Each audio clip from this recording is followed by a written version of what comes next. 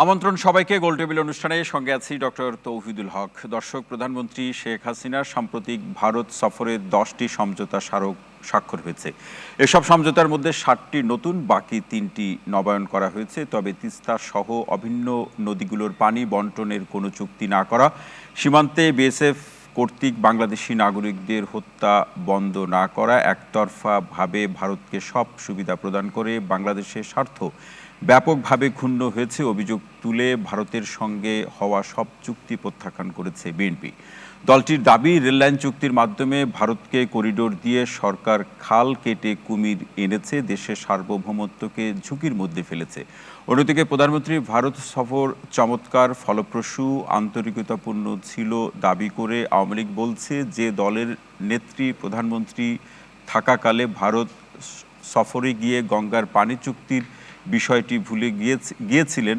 সেই দলের নেতাদের মুখে দেশের স্বার্থ নিয়ে কথা বলা মানায় না। প্রধানমন্ত্রী ভারত সফর এবং সম্পাদিত চুক্তি নিয়ে দেশের বড় দুই রাজনৈতিক দলের এমন যখন অবস্থান, সেই প্রেক্ষাপটে আজ আমাদের আলোচনার বিষয় দেশ বিক্রির রাজনীতি। এ বিষয়ে আলোচনা করার জন্য স্টুডিওতে উপস্থিত আছেন আওয়ামী লীগের সাংগঠনিক সম্পাদক আহমেদ হোসেন এমপি, বিএনপির ভাইস চেয়ারম্যান শামসুজ্জামান দুদু, অধ্যাপক অপু উকিল, বিএনপির স্বনির্ভর বিষয়ক সহ সম্পাদক নীলুফার চৌধুরী মণি, abnews24.com-এর প্রধান সম্পাদক সুভাষ সিংহ রায় এবং নাগরিক ঐক্যের যুগ্ম সাধারণ সম্পাদক ডাক্তার জায়েদুর রহমান। আপনাদের সবাইকে অনুষ্ঠানে স্বাগত জানাচ্ছি। দর্শক, আপনিও চাইলে আলোচনায় অংশ নিতে পারেন। স্ক্রিনে দেখানো নাম্বারে ফোন করে আজকের যে আলোচ্য বিষয় দেশ বিক্রির রাজনীতি, সেই বিষয়ের উপরে সম্মানিত আলোচক যারা, তাদের কাছে প্রশ্ন রাখতে পারেন, কিংবা আপনার যে মন্তব্য থাকলে সে মন্তব্য খুব ছোট্ট করে আমাদেরকে জানাতে পারেন। আপনাদের ফোনের অপেক্ষায় থেকে আলোচনায় যাচ্ছি।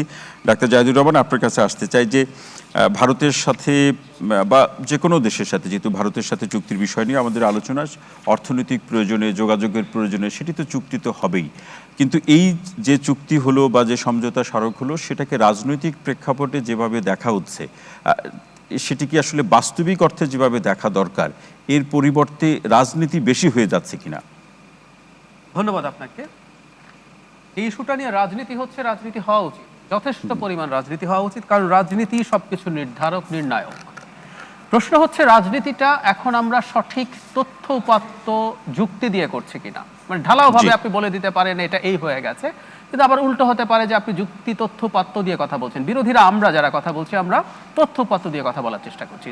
যেমন ধরুন, যে আলাপটা এসছে, যেসব চুক্তি হয়েছে, সফর ফলপ্রসূ হয়েছে বলা হচ্ছে। মানে প্রথম আমরা যদি বলি ফলপ্রসূ হয়েছে, আপনি বলতেই পারেন, প্রশ্ন হচ্ছে আপনি কি ফল চেয়েছিলেন। আপনি যদি এমন ফল চান যে আপনি ভারতের সাথে যাবেন, নেগোশিয়েট করবেন, আমার সরকার আনস্টেবল হতে পারে, আমার সরকারকে অ্যাট এনি কস্ট রক্ষা করতে হবে, আমাকে আমেরিকা এখনও আবার চাপ দিতে পারে, দিয়েছে, জনাব আজিজের উপরে স্যাংশন এসছে, তো ওই ফল যদি চেয়ে থাকেন আপনি, তাকে ওটার বিনিময়ে যদি আপনি যা যা আছে সব ছেড়ে দিয়ে আসেন, তাহলে আপনি মনে করছেন সেই প্রেক্ষাপট ধরে এই চুক্তিগুলো? আমি স্পেসিফিকলি প্রমাণ দিচ্ছি। প্রথম কথাটা হচ্ছে, এবার মূল যে আলোচনাটা হচ্ছে সেটা হচ্ছে রেল করিডোর নিয়ে। I repeat, it's a corridor. প্রধানমন্ত্রীও যখন সংবাদ সম্মেলন করলেন গতকাল না পরশু, সম্ভবত না গতকাল করেছেন, ওখানে উনি বারবার ট্রানজিট শব্দটা ব্যবহার করেছেন। বাংলাদেশ ভারতকে রেলের ট্রানজিট দিচ্ছে না। আপনি এক দেশ থেকে আরেক দেশের উপর দিয়ে যখন পূর্বের দেশে যান, ওটা করিডোর। সো আপনি করিডোর দিচ্ছেন এবং দীর্ঘদিন থেকে এটা দেওয়া হচ্ছে। এখন নতুন যে সংযুক্তি আছে সেটা নিয়ে আমি একটা ছোট্ট রেল রুটের কথা বলি, যেটা নিয়েই আসলে ভারতের সবচেয়ে বেশি মাথা ব্যথা ছিল দীর্ঘদিন থেকে। এর আগে এখানে পরীক্ষামূলকভাবে রেল চলেছে। এখানে যারা আছেন, আমি সবাইকে বলবো যে তারা অন্তত যারা সরকারকে ডিফেন্ড করবেন, এই একটা রুটের ব্যাখ্যা দিতে। বলা হচ্ছে প্রধানমন্ত্রী যে এসব রুটের ফলে আমরা নাকি খুব উপকৃত হব। দর্শনা চিলাহাটি একটা রুট আছে, বাংলাদেশের উপর দিয়ে গিয়ে বেরিয়ে যাবে। এই স্পেসিফিক রুটটা বাংলাদেশকে কি উপকার দেবে আমি একটু জানতে চাই। রাদার আপনি এসে বলছেন বেনিফিট দেবে, অথচ ভারতের পত্রপত্রিকা কিন্তু ভিন্ন কথা লিখছে, একদম স্পষ্টভাবে লিখছে। তারা কি লিখছে? টাইমস অফ ইন্ডিয়া লিখছে স্পষ্টভাবে যে চিকেন নেকের যে ভালনারেবিলিটি আছে, ভারতের তো একটা জন্মগত ভালনারেবিলিটি আছে আসলে। এই 22 কিলোমিটার রাস্তা is really very tough. So ওটার বাইপাস করার জন্যই এই করিডোরগুলো ভারত তৈরি করবে।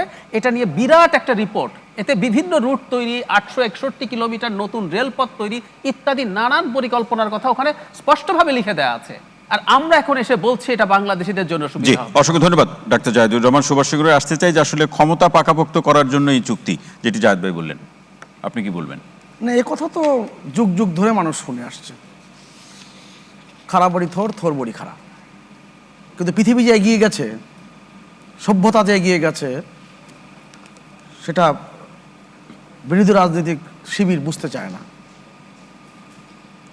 আমি খুব বুঝে শুনে বিরোধী রাজনৈতিক শিবির উল্লেখ করলাম, কারণ এটা বিরোধী মহল। একটা কথা খেয়াল রাখা দরকার যে তারা তো দল, আপনি মহল বলছেন কোন বিবেচনায় বা কোন বিচারে? নিশ্চয়ই দর্শক বুঝতে পেরেছে। আচ্ছা, এবং যিনি প্রথমে শুরু করেছেন ওপেনিং ব্যাটসম্যান হিসেবে, তিনিও বুঝেছেন আমি কেন বিরোধী মহল বলেছি। একটা কথা খেয়াল রাখা দরকার, আমাদের বাংলাদেশের সাথে ভারতের সম্পর্ক রক্তের আখরে লেখা। এটা যারা অস্বীকার করবেন তারা ইতিহাস থেকে অনেক দূরে চলে যাবেন। এখন সেই প্রেক্ষাপটে বাংলাদেশকে শুধু দিয়েই যাবে? না, বাংলাদেশ দিয়েই যাবে এই কথাটাও যে বললেন সেটাও বহুল ব্যবহৃত শব্দ। বাংলাদেশ দেওয়ার ব্যাপার না। আপনি বলেন তো 2015 সালে যখন ছিটমহল বিনিময় হয়েছে, তখন যেই ছিটমহল 1111টি ছিটমহল ভারতের ছিটমহল বাংলাদেশে এসেছে, বাংলাদেশের 51টি ছিটমহল ভারতে গিয়েছে, এবং 17,000 বর্গ কিলোমিটার জমি আমরা বেশি পেয়েছি। জি, অনেকে বলেছিল যে সমুদ্র সীমার বিরোধ নিষ্পত্তি কখনো হবে না, এবং যখন আমরা আন্তর্জাতিক আদালতে কোনো প্রকার সংঘাত ছাড়াই আইনের আশ্রয় নিয়ে আমরা জিতলাম, বিএনপি এই প্রথম এবং শেষ বর্তমান সরকারকে অভিনন্দন জানিয়েছিল। 7 ঘন্টা পরে সে অভিনন্দন প্রত্যাহার করে নিয়েছে। আমি কেন বলছি রক্তের আখরে লেখা? 1 কোটি শরণার্থীদের আশ্রয়, সেটা সবাই জানেন, আমি আর ওখানে আলোকপাত করছি না, না। সেটি তো অতীতের প্রেক্ষাপট, কিন্তু এই যে চুক্তি বা সমঝোতা, সেটা আগামীর দিনের ক্ষেত্রে কতটা সুফল বয়ে আনবে? রাজনীতি সেটি তো জায়গাটা তো আছেই। সুফল বয়ে আনবে বলেই তো এইভাবে বাংলাদেশ ভারত একসাথে এগোচ্ছে। আপনাকে একসাথে এগোতে হবে। পৃথিবীর কোন দেশে আপনার সীমান্ত ব্যবস্থাপনা জটিলতা আছে? আপনি বলুন তো। আপনি যান একই জায়গায় একই স্পটেই 3টি দেশের কিন্তু লোক ঘোরাফেরা করছে। পৃথিবী এখন সভ্যতা উন্মুক্ত হয়েছে, অতএব অনেক কথা কিন্তু বলা যাবে না। এই সুভাষ দা, এটা একটু শুনতে চাই, সেটা হলো যারা এই চুক্তির ভুল ত্রুটি অথবা তাদের মতো করে বিশ্লেষণ করছে, তাদের বক্তব্য হলো যে সার্বভৌমত্ব কোড আনকোড বিক্রি করে দেওয়ার মতো একটা প্রশ্ন। তাহলে এই অভিযোগটি কেন আসলো? সার্বভৌমত্ব শব্দের অর্থ কি?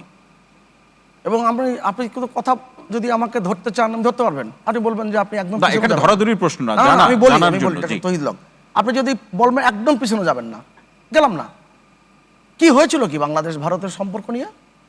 শুধু এইটুক বলি, কি করা হয়েছিল?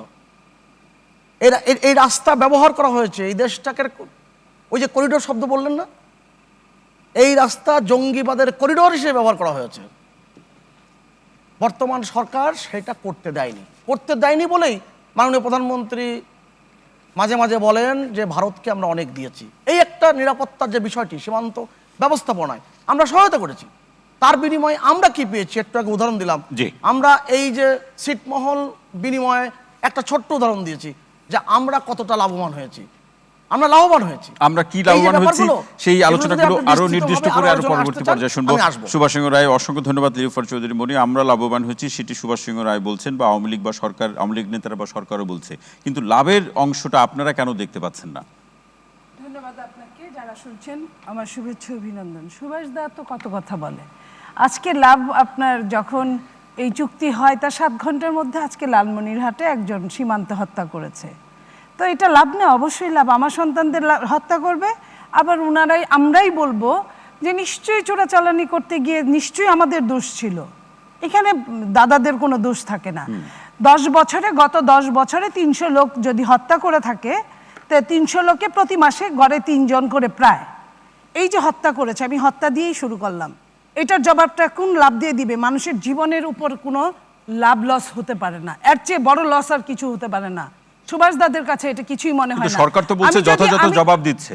আমি যদি বলি আপনার যে প্রধানমন্ত্রী বলেছে ইউরোপেও তো হয়, সেনজিনেও হয়, তো সেনজিনে কিন্তু কোনো কাঁটাতারের বেড়া নাই। এক দেশের সাথে আরেক দেশে কি সেনজিনে ট্রেন যায়, তখন কি কোনো কাঁটাতারের বেড়া আছে? সরকার যেটি বলছে যে এই সীমান্তে হত্যার ক্ষেত্রে যে সরকার যে জবাবগুলো দিচ্ছে, সেই জবাবে কি আপনারা সন্তুষ্ট হতে পারছেন না? প্রশ্নই আসে না। এটা তো দেশ বিক্রির একটা ষড়যন্ত্র। একটা সেবাদাসী যা করে তারা তাই করছে, তাদের কিছুই করার নাই, তাদের পিছু হাঁটার কোনো কারণ। ওই লেন্দুব দর্জির মতো, লেন্দুব দর্জি সর্বশেষ বলেছিলেন, ভারতীয় সিকিমের যে প্রধান, উনি বলেছিলেন ভারতের আধিপত্যবাদের সেবাদাস ছিলেন লেন্দুব দর্জি। উনি বলেছিলেন আগে নয়াদিল্লিতে আমাকে লাল গালিচা সম্বর্ধনা দিয়ে বরণ করা হতো, এখন ভারতের দ্বিতীয় সারির নেতাদের সঙ্গে সাক্ষাৎ করতেও আমাকে সপ্তাহের পর সপ্তাহ অপেক্ষা করতে হয়। বাংলাদেশে যদি আমি বলি, গত লাস্ট 2 বার প্রধানমন্ত্রী ইন্ডিয়া গেলেন। নিয়ম কি?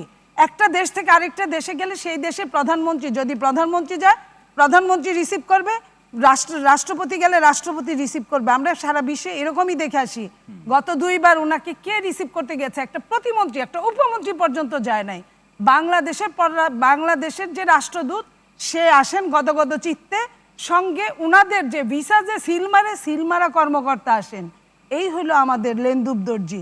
আমরা দিনকে দিন লেন্দুব দর্জির জায়গায় চলে যাচ্ছি, আর উনারা আমাদের বুকের উপর দিয়ে চেপে বসেছেন।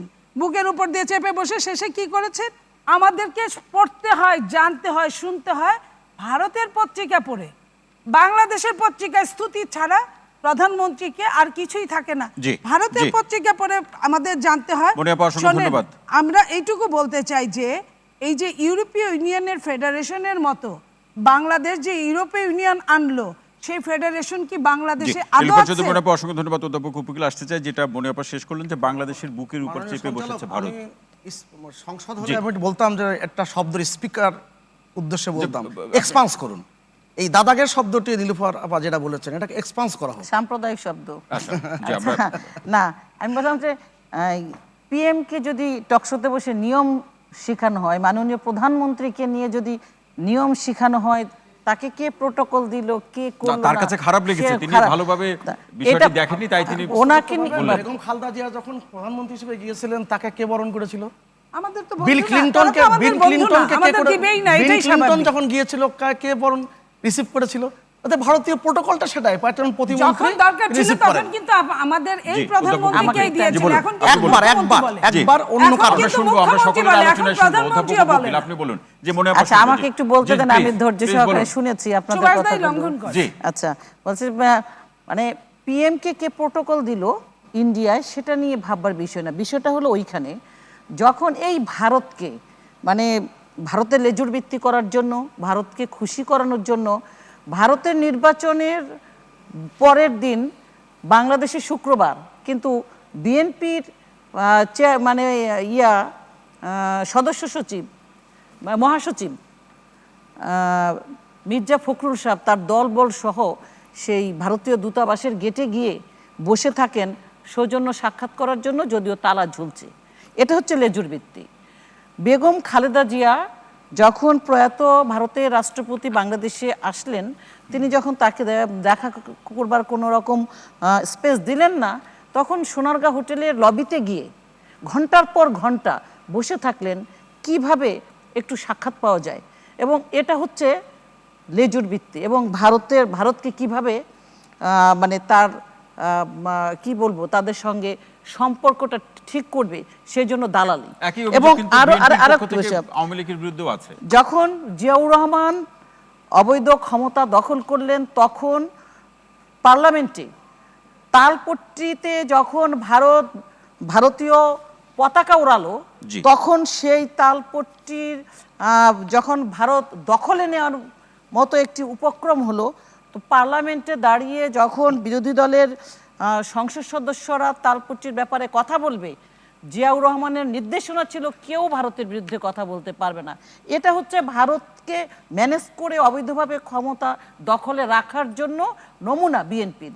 এবং যখন জিয়াউর রহমান ক্ষমতা এসেছিলেন, তখন সেই অবস্থা কি আমরা দেখছি? না, আমার এই কথাগুলো বলতে হলো এই জন্য, আমার প্রধানমন্ত্রীকে নিয়ে প্রোটোকল কে দিল সেই কথাগুলো এখানে আসলো।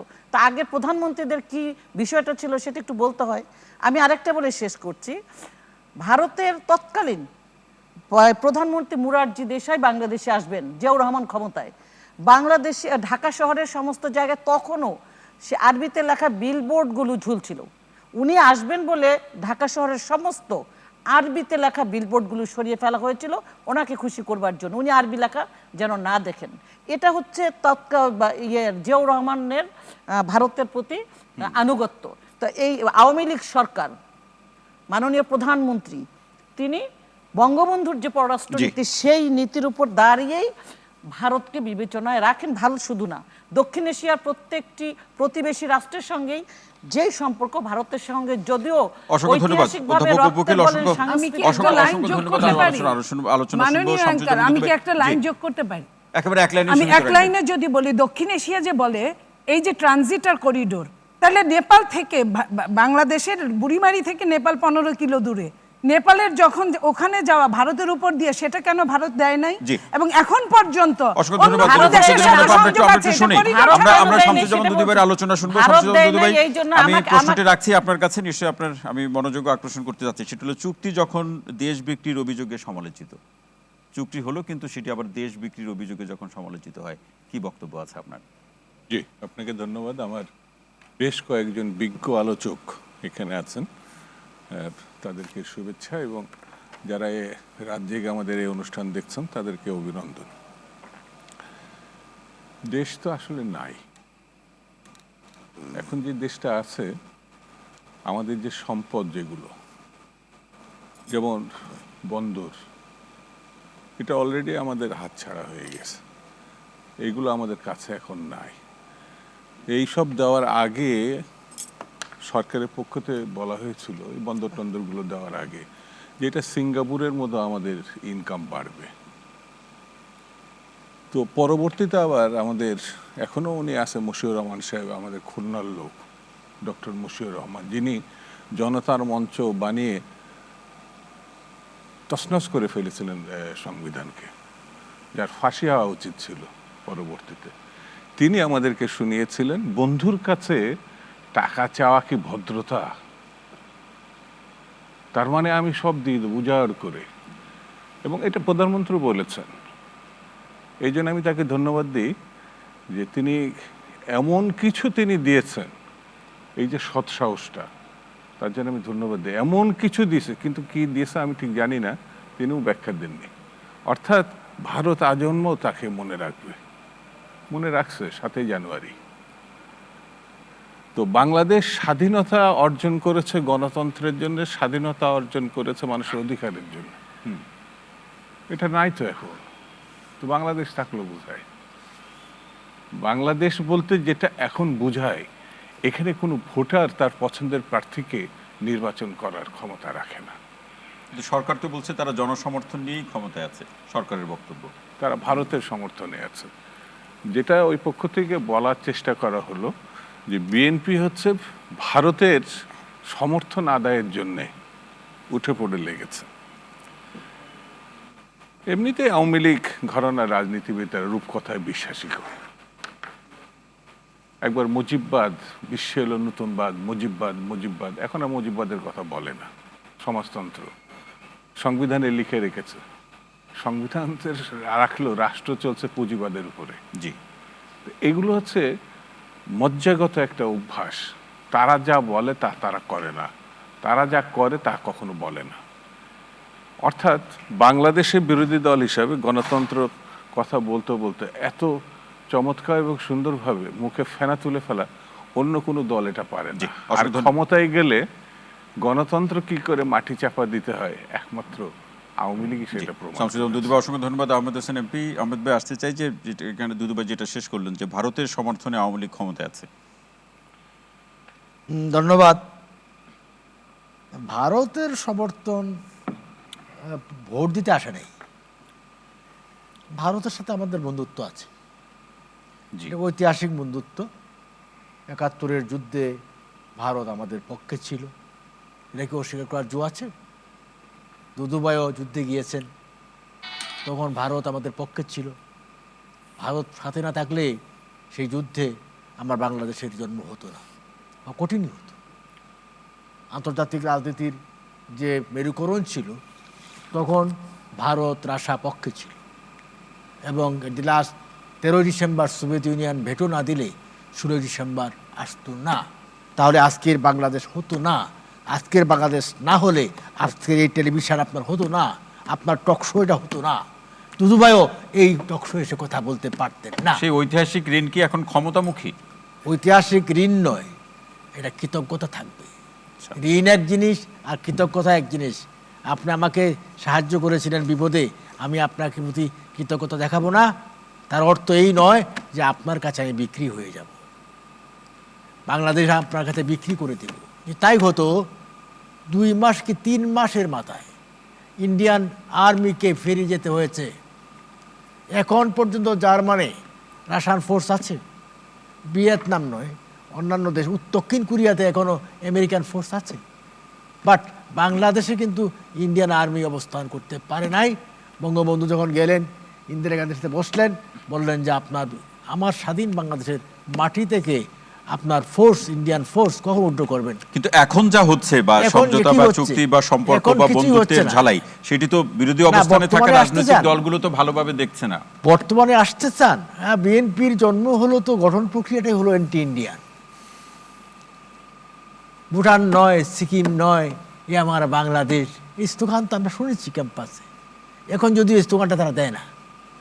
সিকিম আমরা বুঝতাম না সিকিম কোথায়, সিকিম তো এখন স্টেট ইন্ডিয়ার। ভুটান স্বাধীন দেশ, কিন্তু এই দেশের মানুষকে বোকা বানিয়ে দিয়েছে। ভুটান নয়, সিকিম নয়, পাবলিক বুঝাইছে ভুটান আর সিকিম ইন্ডিয়া দখল করে নিচ্ছে। তেমনিভাবে বুঝাইছে যে বাংলাদেশ ইন্ডিয়া দখল করে নিবে, সুতরাং তোমরা রেডি থাকো এই ভারতের বিরুদ্ধে স্ট্যান্ড নেওয়ার জন্য। এইভাবে তো করেছে। জিয়া রহমান সব যান নাই, সেখানে সফরে যান নাই। ইভেন সাম্প্রতিক সময়ে যদি বলেন 91-এ প্রধানমন্ত্রী হওয়ার পরে আমাদের বেগম জিয়া পার্টির প্রধানমন্ত্রী তখন ছিলেন, চেয়ারপারসন অফ বিএনপি, তিনি প্রধানমন্ত্রী হিসেবে যান নাই, ইন্দিরা গান্ধীর সাথে বৈঠক করেন নাই। দিল্লিতে আসলেন, এয়ারপোর্টে সাংবাদিকরা জিজ্ঞাসা করলো যে ফারাক্কানে যে এত স্লোগান দিলেন, ফারাক্কা সম্পর্কে কি করলেন? ওই তো ভুলেই গিয়েছিলাম, গঙ্গা পানি ভুলে গিয়েছিলাম।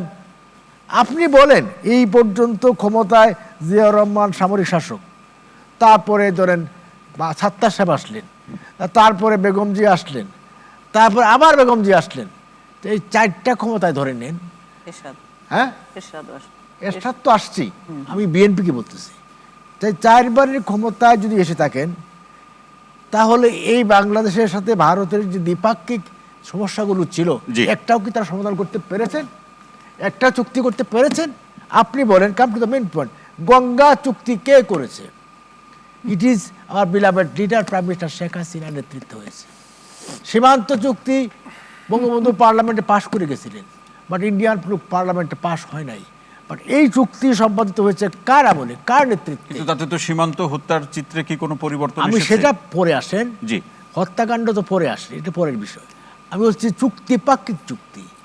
ইভেন আপনি যদি বলেন আপনার পার্বত্য চট্টগ্রামে যে আনরেস্ট ছিল, এটারও কিন্তু শান্তির চুক্তি প্রধানমন্ত্রী শেখ হাসিনা করেছেন। বাট বিএনপি করেছে, একটি চুক্তি করতে পেরেছে। বিএনপির কাজ হলো অ্যান্টি ইন্ডিয়ান বক্তব্য দিয়ে পাকিস্তানি ধারায় আবার বাংলাদেশকে নিয়ে যেতে চায়। এখনই বললেন আমরা বসে থাকি, আবার অ্যান্টি ইন্ডিয়ান বক্তব্য, এটা দ্বিমুখী হয়ে গেল না? দিদি অ্যান্টি ইন্ডিয়ান বক্তব্য দিতে আপনাদের জীবন শুরু হয়েছে। একটা বলেন, একটাই, এটাই বলেছি। আপনারা ইন্ডিয়া বলেন যে আমরা ভারত বিরোধী। দাদু ভাই, ইন্ডিয়া যে আপনাদের বন্ধু, এটা কখনো বললে আপনাদের এটা লাজ লজ্জা, বাসুরের নাম নেবেন না আপনারা, জানি আমরা। আমাদের এমপি ভাই, এই বিষয়টি নিয়ে শামসুদ্দিন দুদু ভাই আপনার কাছে আসতে চাই। এন্টি ইন্ডিয়ান স্লোগানকে ধারণ করে বিএনপি, যেটা আমাদের ভাই শেষ করলেন। শুনেন, প্রথমে একটা ছোট্ট কথা বলি। মিথ্যে কথা বলা তো রাজনীতির ধর্ম হওয়া উচিত না। গঙ্গার পানি আছে শহীদ দেয়া, তার প্রতি শ্রদ্ধা থাকা উচিত। 40,000 কিউসেক পানি জাতিসংঘের মাধ্যমে ভারতকে বাধ্য করেছিল চুক্তিতে আসতে, শেখ হাসিনা বা আওয়ামী লীগ না। এটা মানে উনি এটা ওই 40-45,000 কিউসেক যে গ্যারান্টি ক্লোজ, এটা পরে উনি বাদ দিয়েছেন। যেমন এবার ওইটা আবার অনুমোদন করে নিয়ে আসলেন। পানি তো নাই, 45,000 কিউসেক পানি যদি শহীদ জিয়াকে অনুসরণ করতো আর বুকে যেতে ওই বলটা থাকতো, তাহলে ওই 45,000 কিউসেক সহ এই পানিটা নিত। পানি আনছে গঙ্গার শহীদ জিয়া রহমান, বিএনপির প্রতিষ্ঠাতা, যিনি স্বাধীনতার ঘোষক, যিনি এর অনাঙ্গনে মুক্তিযোদ্ধা। তিনি গল্প শোনেননি, গল্প বলেননি, মুক্তিযুদ্ধে করেছেন তিনি জেলখানার মধ্যে সেখানে বসে তো থেকে- আওয়ামী লীগ সন্দেহ পোষণ করে। আওয়ামী লীগ সব কিছুতে সন্দেহ পোষণ করে। জেলখানায় বসে যদি মুক্তিযোদ্ধার নেতা হওয়া যায়, তাহলে শহীদ জিয়া তো মুক্তিযুদ্ধের সম্রাট, মহাবীর। এটা অস্বীকার করলে বুঝতে হবে বাংলাদেশকে তারা অস্বীকার করছে। ওই যে যেমন সবকিছু উপঢৌকন হিসাবে আমি দিয়ে এসছি, শুনতে করিডোর দিচ্ছে, চীন এবং ভারতের যুদ্ধ ময়দানটাকে আমরা তৈরি করছি বাংলাদেশে, কেউ থাকতে পারবে না। এখন যে পরিস্থিতির দিকে আমরা যাচ্ছি, এই যে আপনার সাবেক পররাষ্ট্রমন্ত্রী, এই যে সিলেটের ভদ্রলোক, জি, উনি নিজে গিয়ে আব্দুল ভারতকে বলে এসছেন প্রফেসর আব্দুল যে মোমেন, আমি জি। একটা কথাই বলে এসছেন, তিনি স্বীকার করছেন, আমি বলে এসছি যে ভারতের প্রয়োজনে হলেও আওয়ামী লীগকে রাখা উচিত।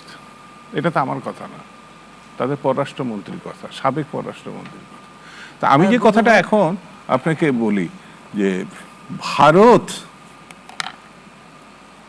মুক্তিযুদ্ধে আমাদেরকে প্রতিষ্ঠিত করছে, এটা 30 লক্ষ শহীদের প্রতি অবমাননা কর।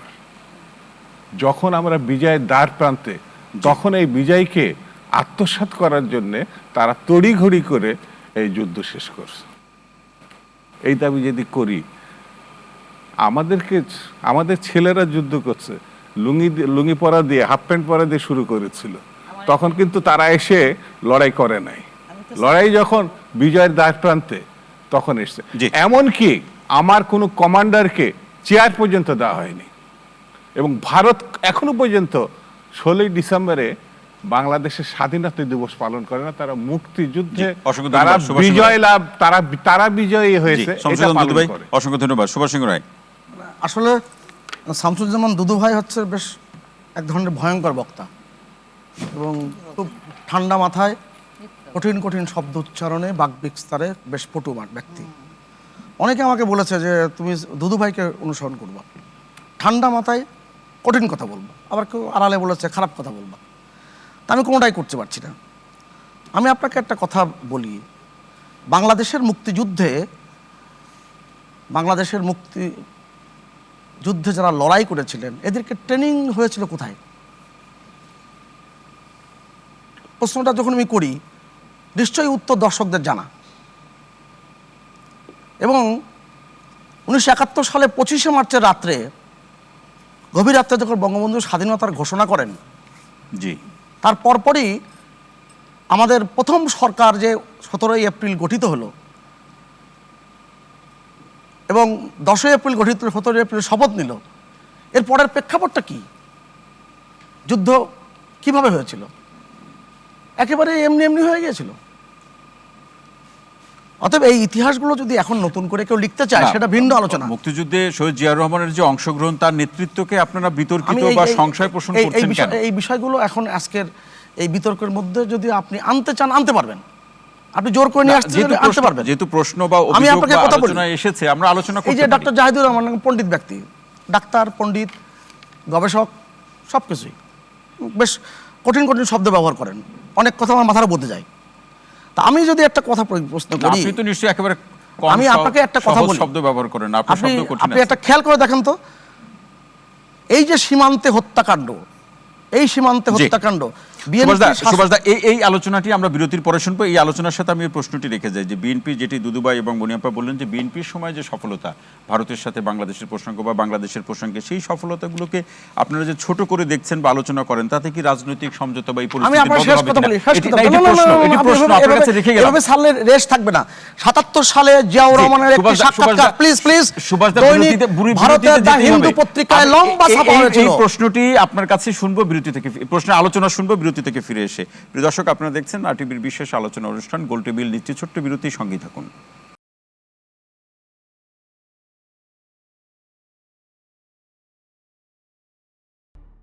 দর্শক, বিরতির পর আবারও স্বাগত গোল টেবিল অনুষ্ঠানে। সঙ্গে আছে ডক্টর তৌহিদুল হক। আজকে যে বিষয়টি নিয়ে আলোচনা, দেশ বিক্রির রাজনীতি, আলোচনা শুনছিলাম সুভাষ সিংহ রায়। যে প্রশ্ন আপনার আলোচনার প্রেক্ষাপটে যে প্রশ্নটি রেখে যাও, যে বিএনপির সময় যে সফলতাগুলো, সেগুলোকে আপনারা এত ছোট করে বা বিতর্কিত করে কেন দেখেন? সফলতা কি মানে দুদু আমি ভাই তো অনেক- বুঝতে চাই না, আমি জি। বলি আমি তো আর দুদু ভাইয়ের মতো এত কঠিনভাবে বলতে পারবো না। আমি খুব সহজ সরলভাবে দু একটি কথা বলি। 91 থেকে 96 আর 2001 থেকে 2006, আমার দিকে একটু তাকালে আমার বলতে সুবিধা হয়। জি, আপনি খেয়াল করে দেখবেন সরকারটা কি করেছে। 91 সালে বেগম খালেদা জিয়া যখন ভারতে গিয়েছিলেন, সাংবাদিকরা জিজ্ঞেস করলেন ফিরে আসার পরে, আপনি যে এই সীমান্তে পুশ ইন পুশ ব্যাক, এটা কি কথা বলে আসলেন? আপনি পানি চুক্তির কি করলেন? নানান বৃত্ত জিজ্ঞেস করলো। টিপাই মুখ বাদ কি করলেন বলে আমি তো ভুলিয়ে গিয়েছিলাম। এরকম একটা না, অরুচিকর কথা, এত মিথ্যা কথা বলেন না বলি এত না না, সবকিছুর একটা সীমারেখা থাকতে হবে। হঠাৎ করে এই ধরনের আলোচনায় হতে পারে না। আমি বলি, জি সুভাষ দা এই বলুন। যে মনে নাই, আপনি তো প্রাইম মিনিস্টার এটা বলে নাকি? না, বলছেন এটা অন রেকর্ড আছে। না না, কোনো অন আপনি রেকর্ড আপনি বিটিভির ফুটেজ বের করলে রাজনীতি করছি না। দুদু ভাই একটু না না একটু জি সুভাষ দা বলুন। না না, আমি আপনাকে খোলামেলা কথা বলি। 2006 সালে আগস্ট মাসের 26 তারিখে যে 2001 সালে 1 অক্টোবর নির্বাচনের আগে বিএনপির যে উচ্চ পর্যায়ের প্রতিনিধি দল ভারত সফরে গিয়েছিল, টাইমস অফ ইন্ডিয়ার যে রেফারেন্সগুলো দিলেন, সাক্ষাৎকার বলেছিলেন রিয়াজ রহমান যে আমরা ক্ষমতায় আসলে আমরা ট্রানজিট দিব, আমরা ভারতীয় পণ্য উন্মুক্ত করব। ট্রানজিট অন রেকর্ড, করিডোর না, আস্তে ট্রানজিট দিব। শেষ করেন। ট্রানজিট আপনি দিব। ডাক্তার জাহিদুর রহমানের প্যাচে পড়েন না। না না ওনার না, করিডোর আলোচনা ভিন্ন। ট্রানজিট তো আমি বেঁচে পড়ার শেষ জন্য করি, তার শেষ করি, জাহিদুর রহমানের কাছে শেষ করি। যাওয়া আপনার কথার জি। মধ্যে আমি কথা বলি নাই, মানে আগেও বলতাম না।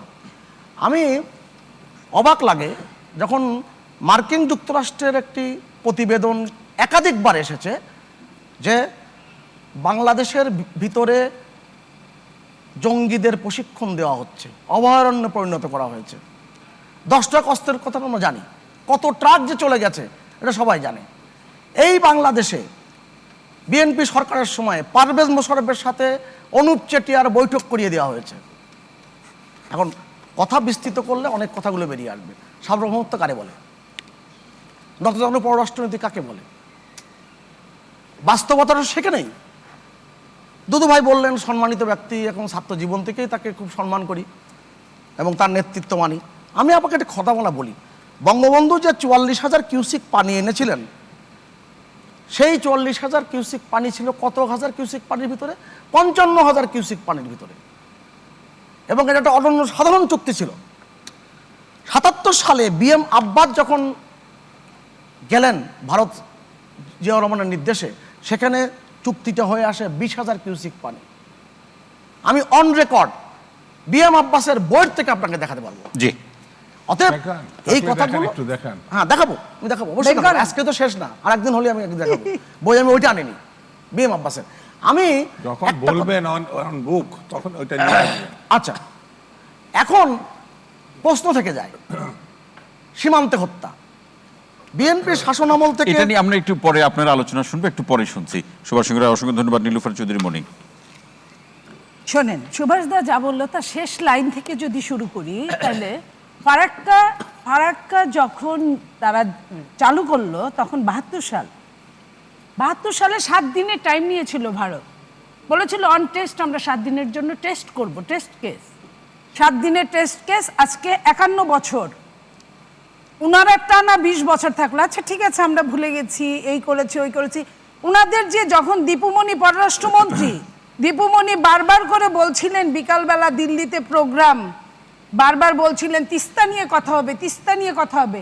দিল্লি থেকে বেলা 1টার দিকে আপনার প্রেস কনফারেন্স বলল যে তিস্তা নিয়ে কোনো কথাই হবে না, আলোচনা হবে না।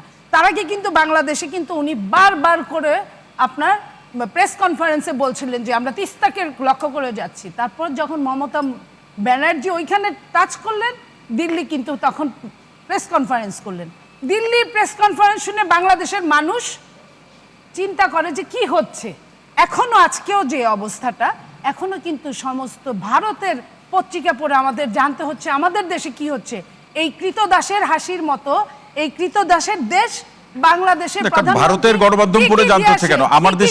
আমার দেশের গণমাধ্যমে যে খবরগুলো আসছে সেগুলোর উপরে কি আস্থা রাখতে পারছেন না? জি বলুন। আমি কয়েকটা কথা বলছি, গণমাধ্যমে যে কথাগুলো আসছে ওখান থেকে তোলা কিছু। যেটা হলো যে আপনার ট্রেন যাবে, মালগাড়ি যাবে, ভারতের মিডিয়াগুলো জানাইছে এটা মালগাড়ি পর্যন্ত বাংলাদেশের উপর দিয়ে যাবে। এইখানে যে বাংলাদেশের যে ট্রেনগুলো যায় দুই দেশের, এইখানে বাংলাদেশে যতক্ষণ থাকে ততক্ষণ কিন্তু ড্রাইভার থাকে বাংলাদেশের। যখন ইন্ডিয়ার বর্ডারে যায় তখন কিন্তু ওই ড্রাইভার চেঞ্জ হয়, অনেক কিছুই চেঞ্জ হয়।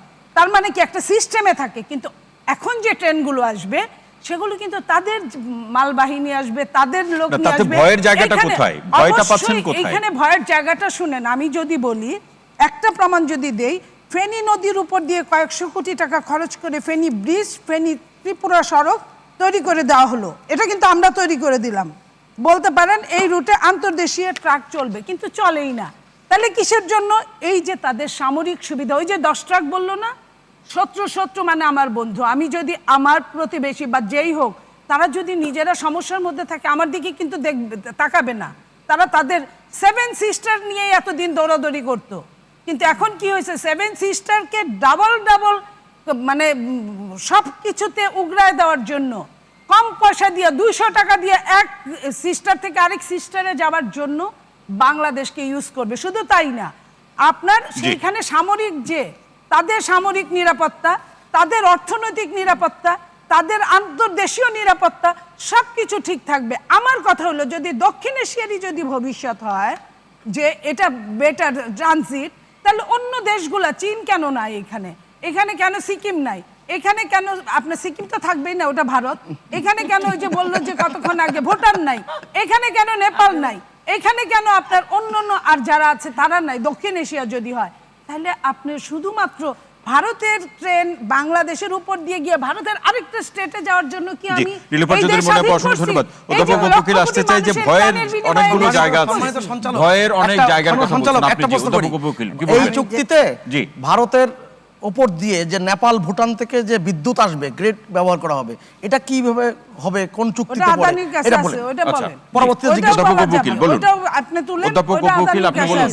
জি, দিলেও টাকা, না দিলেও টাকা। জি অধ্যাপক বকুল, আমি যেটা বলবো, যে করিডোর নিয়ে যে কথাটা হচ্ছে, চিকেন নেক করিডোর ট্রানজিট বা করিডোর চুক্তি, এর প্রধান কারণ এবং বাংলাদেশের যে ক্ষতগুলো আছে, সে একটি প্রধান ক্ষত এর কারণে নিরসন হবে। সেটা হলো সেটা হচ্ছে বিএনপি জামা 2001 থেকে 2006 পর্যন্ত যে অস্ত্রের চোরাচালানি রুট হিসেবে ব্যবহার করতো। ধৈর্য সহকারে না বললে আমি বলবো না, আপনার শুনতে হবে। আমি আপনার কথা খুব মনোযোগ দিয়ে শুনেছি, এখন আপনার এটা শুনতে হবে। 10 ট্রাক অস্ত্র চোরাচালান, যেটা মানে এই যে 7 সিস্টারকে উত্তপ্ত করে বিচ্ছিন্নতাবাদীদেরকে উস্কে দিয়ে ভারতের বিরুদ্ধে, এবং পার্লামেন্টে দাঁড়িয়ে তৎকালীন আইনমন্ত্রী মওদুদ সাহেব বলেছিলেন যে এই ভারতের বিচ্ছিন্নতাবাদীরা হচ্ছে আমাদের মুক্তিযোদ্ধাদের মতো, তাদের স্বাধীনতার জন্য তারা লড়াই করছেন।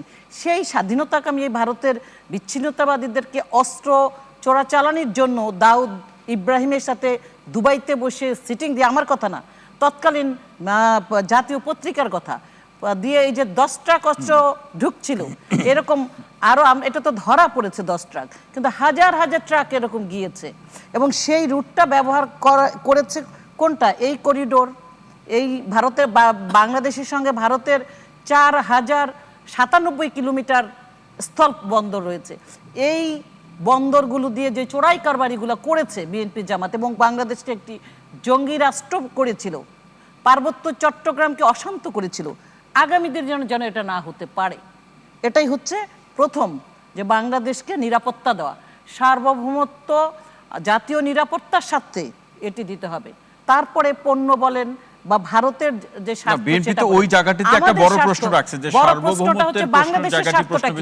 বাংলাদেশের স্বার্থটা হচ্ছে এই যে বলছে না যে সামরিক কোনো অস্ত্র বা তাদের সরঞ্জাম আসবে কিনা, সে সরঞ্জাম অবৈধভাবেই তো সব আসছে।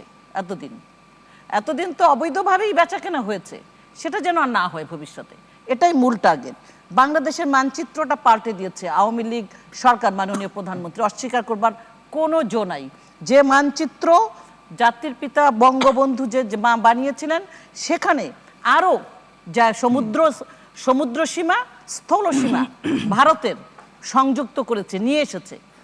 আর বিএনপি যেটা সবসময় মুখে ফেনা তুলেছে, তিস্তা ফেনী চলে যাবে ভারতের জন্য, ভারতের কাছে। নির্বাচনের আগে নির্লজ্জভাবে স্লোগান দিয়েছে মসজিদে উলুধ্বনি হবে, ভারত হয়ে যাবে বাংলাদেশ, সব কথাগুলো ভুল প্রমাণিত করে আজ বাংলাদেশ স্বমহিমায় উদ্ভাসিত জননেত্রী শেখ হাসিনার নেতৃত্বে এবং বিশ্ব দরবারে প্রশংসিত শুধু ভারত তাহলে নয়। মনিয়াপাড়া এত ভয় পাচ্ছে কেন অধ্যাপক তাদের বকুল? কোনো ভয় নাই, তাদের চাওয়া একমাত্র চাওয়া কিভাবে ভারতকে খুশি করে আন্ডারগ্রাউন্ডে, উপর থেকে এসব বলছে, ভেতরটা বলছে কিভাবে ভারতকে ম্যানেজ করে কোনোভাবে ভারতকে ম্যানেজ করা যায় কিনা, এটা হচ্ছে তাদের আন্ডারগ্রাউন্ডে। আর উপর দিয়ে ভারত বিরোধিতা দেখিয়ে তারা মানে টক শোতে বলেন, এর আগে দেখেন নাই কোথায় সেই ইউরোপ থেকে বলা একজনে বলল ভারতীয় পণ্য বর্জন, আর ইস্যু নাই কোনো বিএনপির, তারাও নেমে গেছে ভারতীয় পণ্য বর্জন করতে, অথচ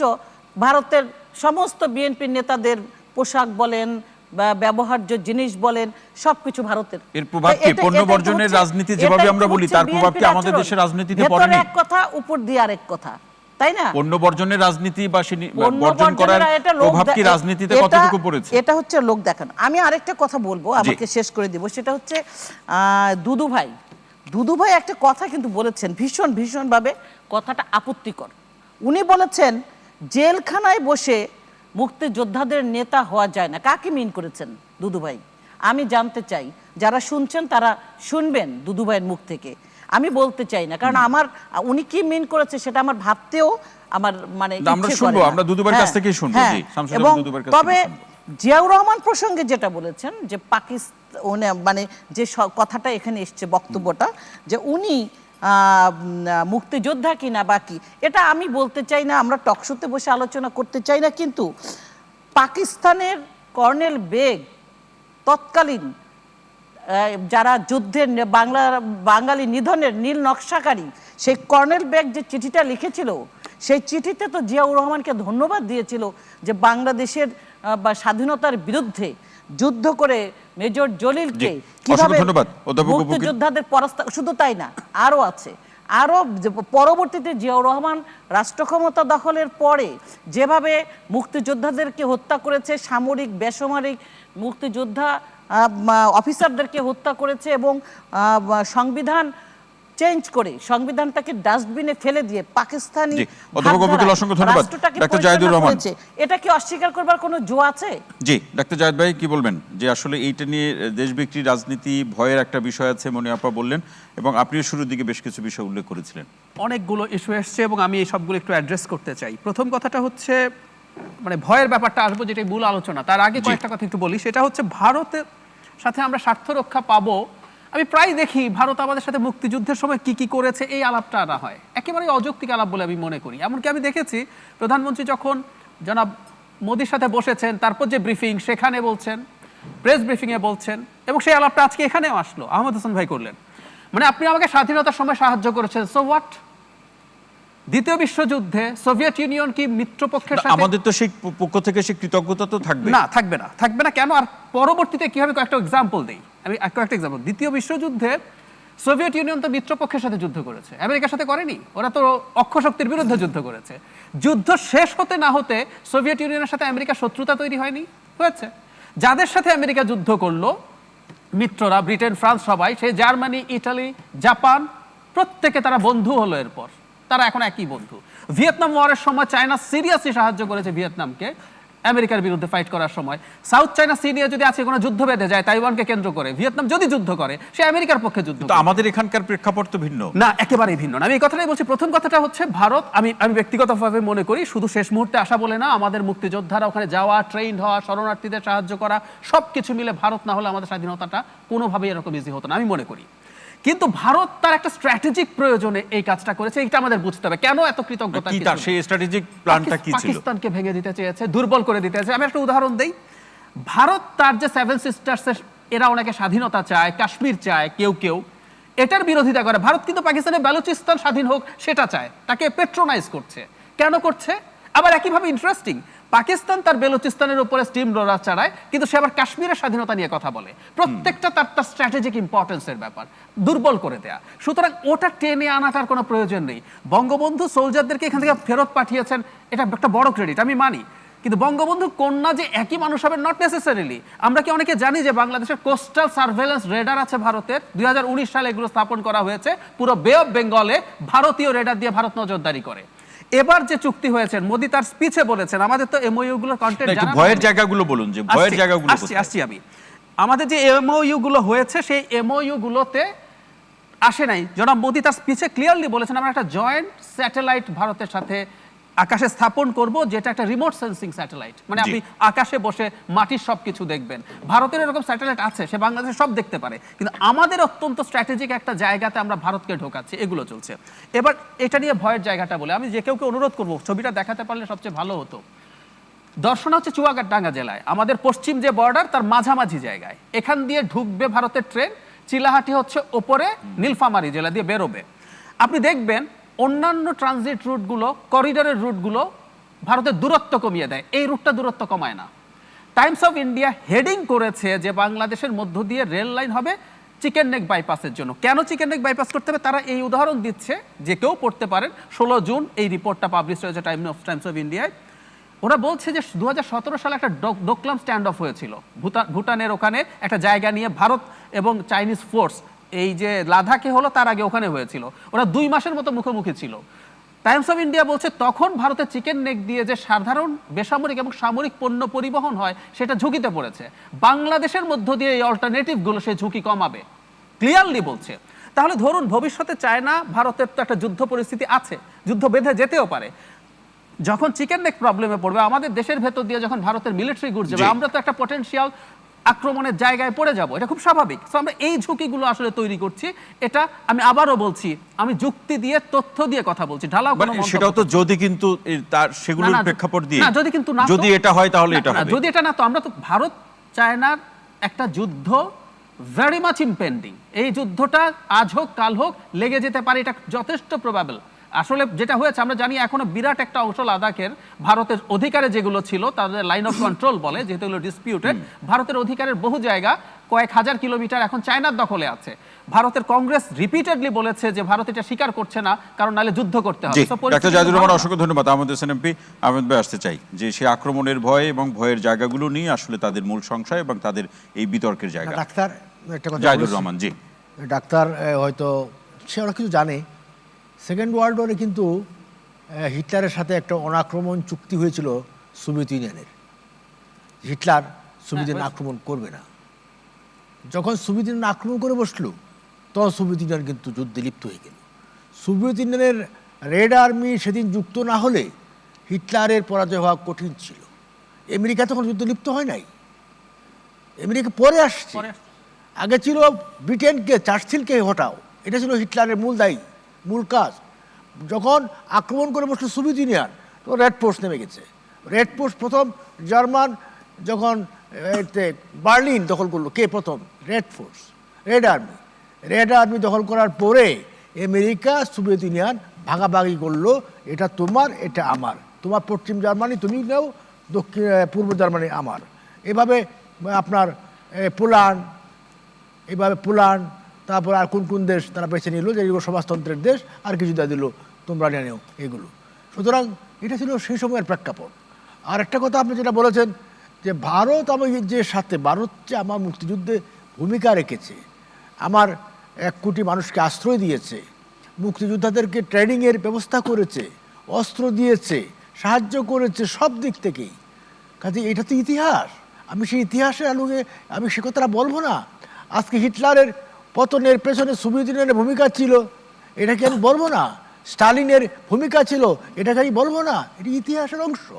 ইতিহাসের অংশ উচ্চারণ করার অর্থ এই নয় যে আমি তার কাছে দেশ বিক্রি করে দিয়েছি, এটাকে আপনাকে বুঝতে হবে। আর একটা কথা হলো যে আপনি যেটা বললেন যে ইন্ডিয়ার স্ট্র্যাটেজি নিচ্ছে পাকিস্তানকে ভেঙে দেওয়া।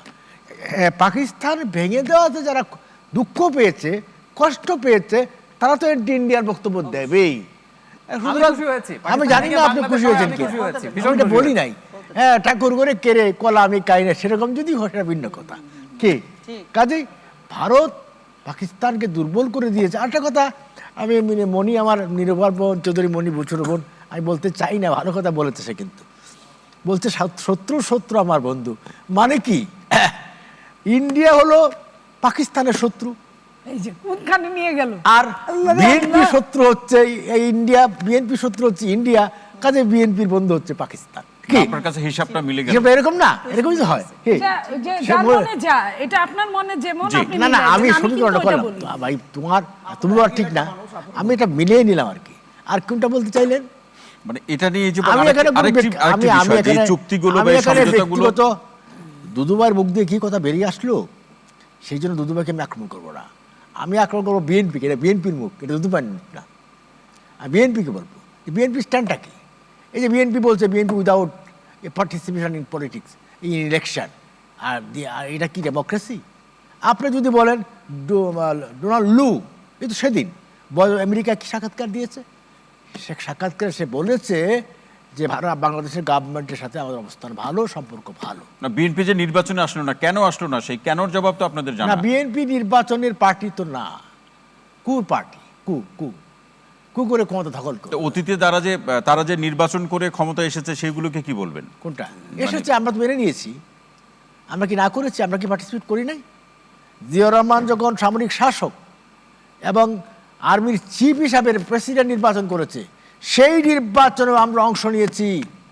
Because we believe in democracy, ডেমোক্রেসিকে ফিরিয়ে আনার জন্য। এবং 79 সনে পার্লামেন্ট নির্বাচন হলো, rubber stamp parliament, Zia Rahman তখন প্রেসিডেন্ট, জি। সেই নির্বাচনেও আওয়ামী লীগ অংশ নিয়েছে, কারণ উই বিলিভ ইন ডেমোক্রেসি। নির্বাচন বর্জন করে ডেমোক্র্যাট হওয়া যায় না। কাজেই নির্বাচন বর্জন করে রাষ্ট্র দখলের প্রক্রিয়া করা যায়, চক্রান্ত করা যায়, বাট গণতান্ত্রিক শক্তি হওয়া যায়। অসংখ্য ধন্যবাদ আহমেদ হোসেন এমপি। আরো শুনবো শামসুজ্জামান দুদুভাই আসতে চাই যে আসলে নির্বাচন বর্জন করে গণতান্ত্রিক হওয়া যায় না। আওয়ামী লীগ মাঝে মাঝে আমি যেটা বলি, রূপকথা এরা খুব পছন্দ করে এবং চট করে অতীত তারা ভুলে যাবে এবং এটা বিশ্বাসযোগ্যভাবে আপনার সামনে তুলে ধরবে। দেরিতে একটু বোঝে তারা, কিন্তু এই বোঝার সঙ্গে অতীতটা তারা সামনে আনে না।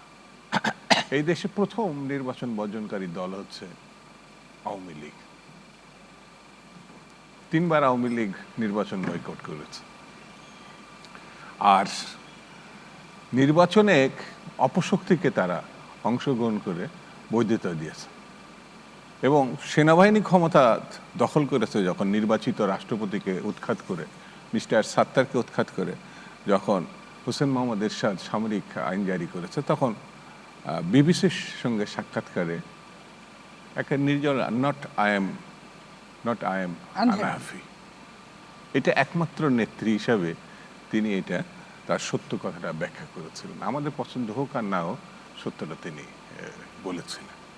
এটা আওয়ামী লীগের পক্ষেই সম্ভব। এবং আওয়ামী লীগ যেমন বলছে, আমরা শহীদ জিয়াউর রহমানের সামরিক শাসনের আওতায় নির্বাচন করেছি। শুধু সামরিক শাসনের আওতায়, জিয়াউর রহমানের আওতায় না, এরশাদের আওতায় 86-এ তারা নির্বাচন করছে। কিন্তু একমাত্র গণতান্ত্রিক এবং শুধু দক্ষিণ পূর্ব এশিয়া না, সারা বিশ্বে প্রথম নারী প্রধানমন্ত্রী বেগম খালেদা জিয়ার 91-এর সরকারের আন্ডারে 96-এ তারা নির্বাচনে অংশগ্রহণ করেনি। এইটিও তারা অংশগ্রহণ করেনি। এরশাদ জামানায় যখন বিএনপি দ্বিতীয়বারের মতো বর্জন করে, তখন তারাও এটা বর্জন করে। এবং দিব্যি বলেছে দিল আমাদের পরম বন্ধু আহমেদ হোসেন যে নির্বাচনগুলোতে বর্জন না করা, সেটা কি রাজনৈতিকভাবে বিএনপি পিছিয়ে যাচ্ছে কিনা? শুধু পিছিয়ে যাচ্ছে এটা বললে এটা অপলাপ হবে। ইতিহাসকে সমৃদ্ধ করছে, গণতন্ত্রের সপক্ষে কাজ করছে। আর ফ্যাসিজমের পক্ষে যারা ইলেকশন অংশগ্রহণ করছে তারা ফ্যাসিবাদ এবং 71-এর মুক্তিযুদ্ধকে তারা পদদলিত করছে, যেখানে মানুষের কোনো অধিকার নাই, ভূমিকা নাই। যেমন এই আজকের যিনি প্রধানমন্ত্রী, ইনি একসময় বলেছেন বেগম খালেদা জিয়া যখন সরকার প্রধান, যে কোনো দলীয় প্রধান আন্ডারে ভালো নির্বাচন হতে পারে না। এই কথা বলে জামাতকে পাশে বসিয়ে তারা তখন কেয়ারটেকারের দাবি করেছে। এখন কিন্তু এটা ভুলেই গেছে। যখন তিনি দলীয় সরকারের প্রধান, তখন কিন্তু তিনি এটা দিব্যি ভুলে গিয়ে যে ওইটা হলো সংবিধান বিরোধী, তখন কিন্তু ওই বুদ্ধিটা কাজ করেনি যে উনি যখন করছেন ওইটা সংবিধান বিরোধী, এটা তিনি মনে করছেন না। এই যেমন ভারত প্রসঙ্গে ডাক্তার জাহিদকে আমি করব, ধন্যবাদ দিব। সেখানে যে ট্রেনিং এর কথা বলা হচ্ছে, কিছু ট্রেনিং হয়নি আমি কথা বলছি না, কিন্তু বড় ট্রেনিংটা হয়েছে মুজিব বাহিনীর জন্য, যারা বাংলাদেশে এসে মুক্তিযুদ্ধে অংশগ্রহণ করা সময়ই পাননি, তার আগে মুক্তিযুদ্ধ শেষ হয়ে গেছে। যেমন কাদের সিদ্দিকী সাহেব একসময় আওয়ামী লীগের ছিলেন, তার টোটাল মুক্তিযোদ্ধার আমলের একটা দিনের জন্য তিনি ভারতে যাননি, তার টোটাল বাহিনীটাই এই দেশে ট্রেনিং করেছে এবং মুক্তিযুদ্ধ করছে। মিস্টার আব্দুল মান্নান ভূঁইয়া শিবপুরের, তিনি বিরাট বাহিনী, সেই সময় বাম ঘেঁষার যে রাজনীতি তারা করেছেন। 9টি সেক্টরের একটা লোকও ভারতে গিয়ে ট্রেনিং করে নাই। তার মানে আমি ভারতকে ছোট করে দেখছি না, সব ট্রেনিং তারা অস্ত্র দিয়েছে, সোভিয়েত ইউনিয়ন অস্ত্র দিয়েছে, পূর্ব ইউরোপের দেশগুলো অস্ত্র দিয়েছে, অর্থ দিয়েছে। শুধু ভারত দিয়েছে এই কথা বলাটা যারা শুধু মনে করে, তো এটা সত্যের অপলাপ।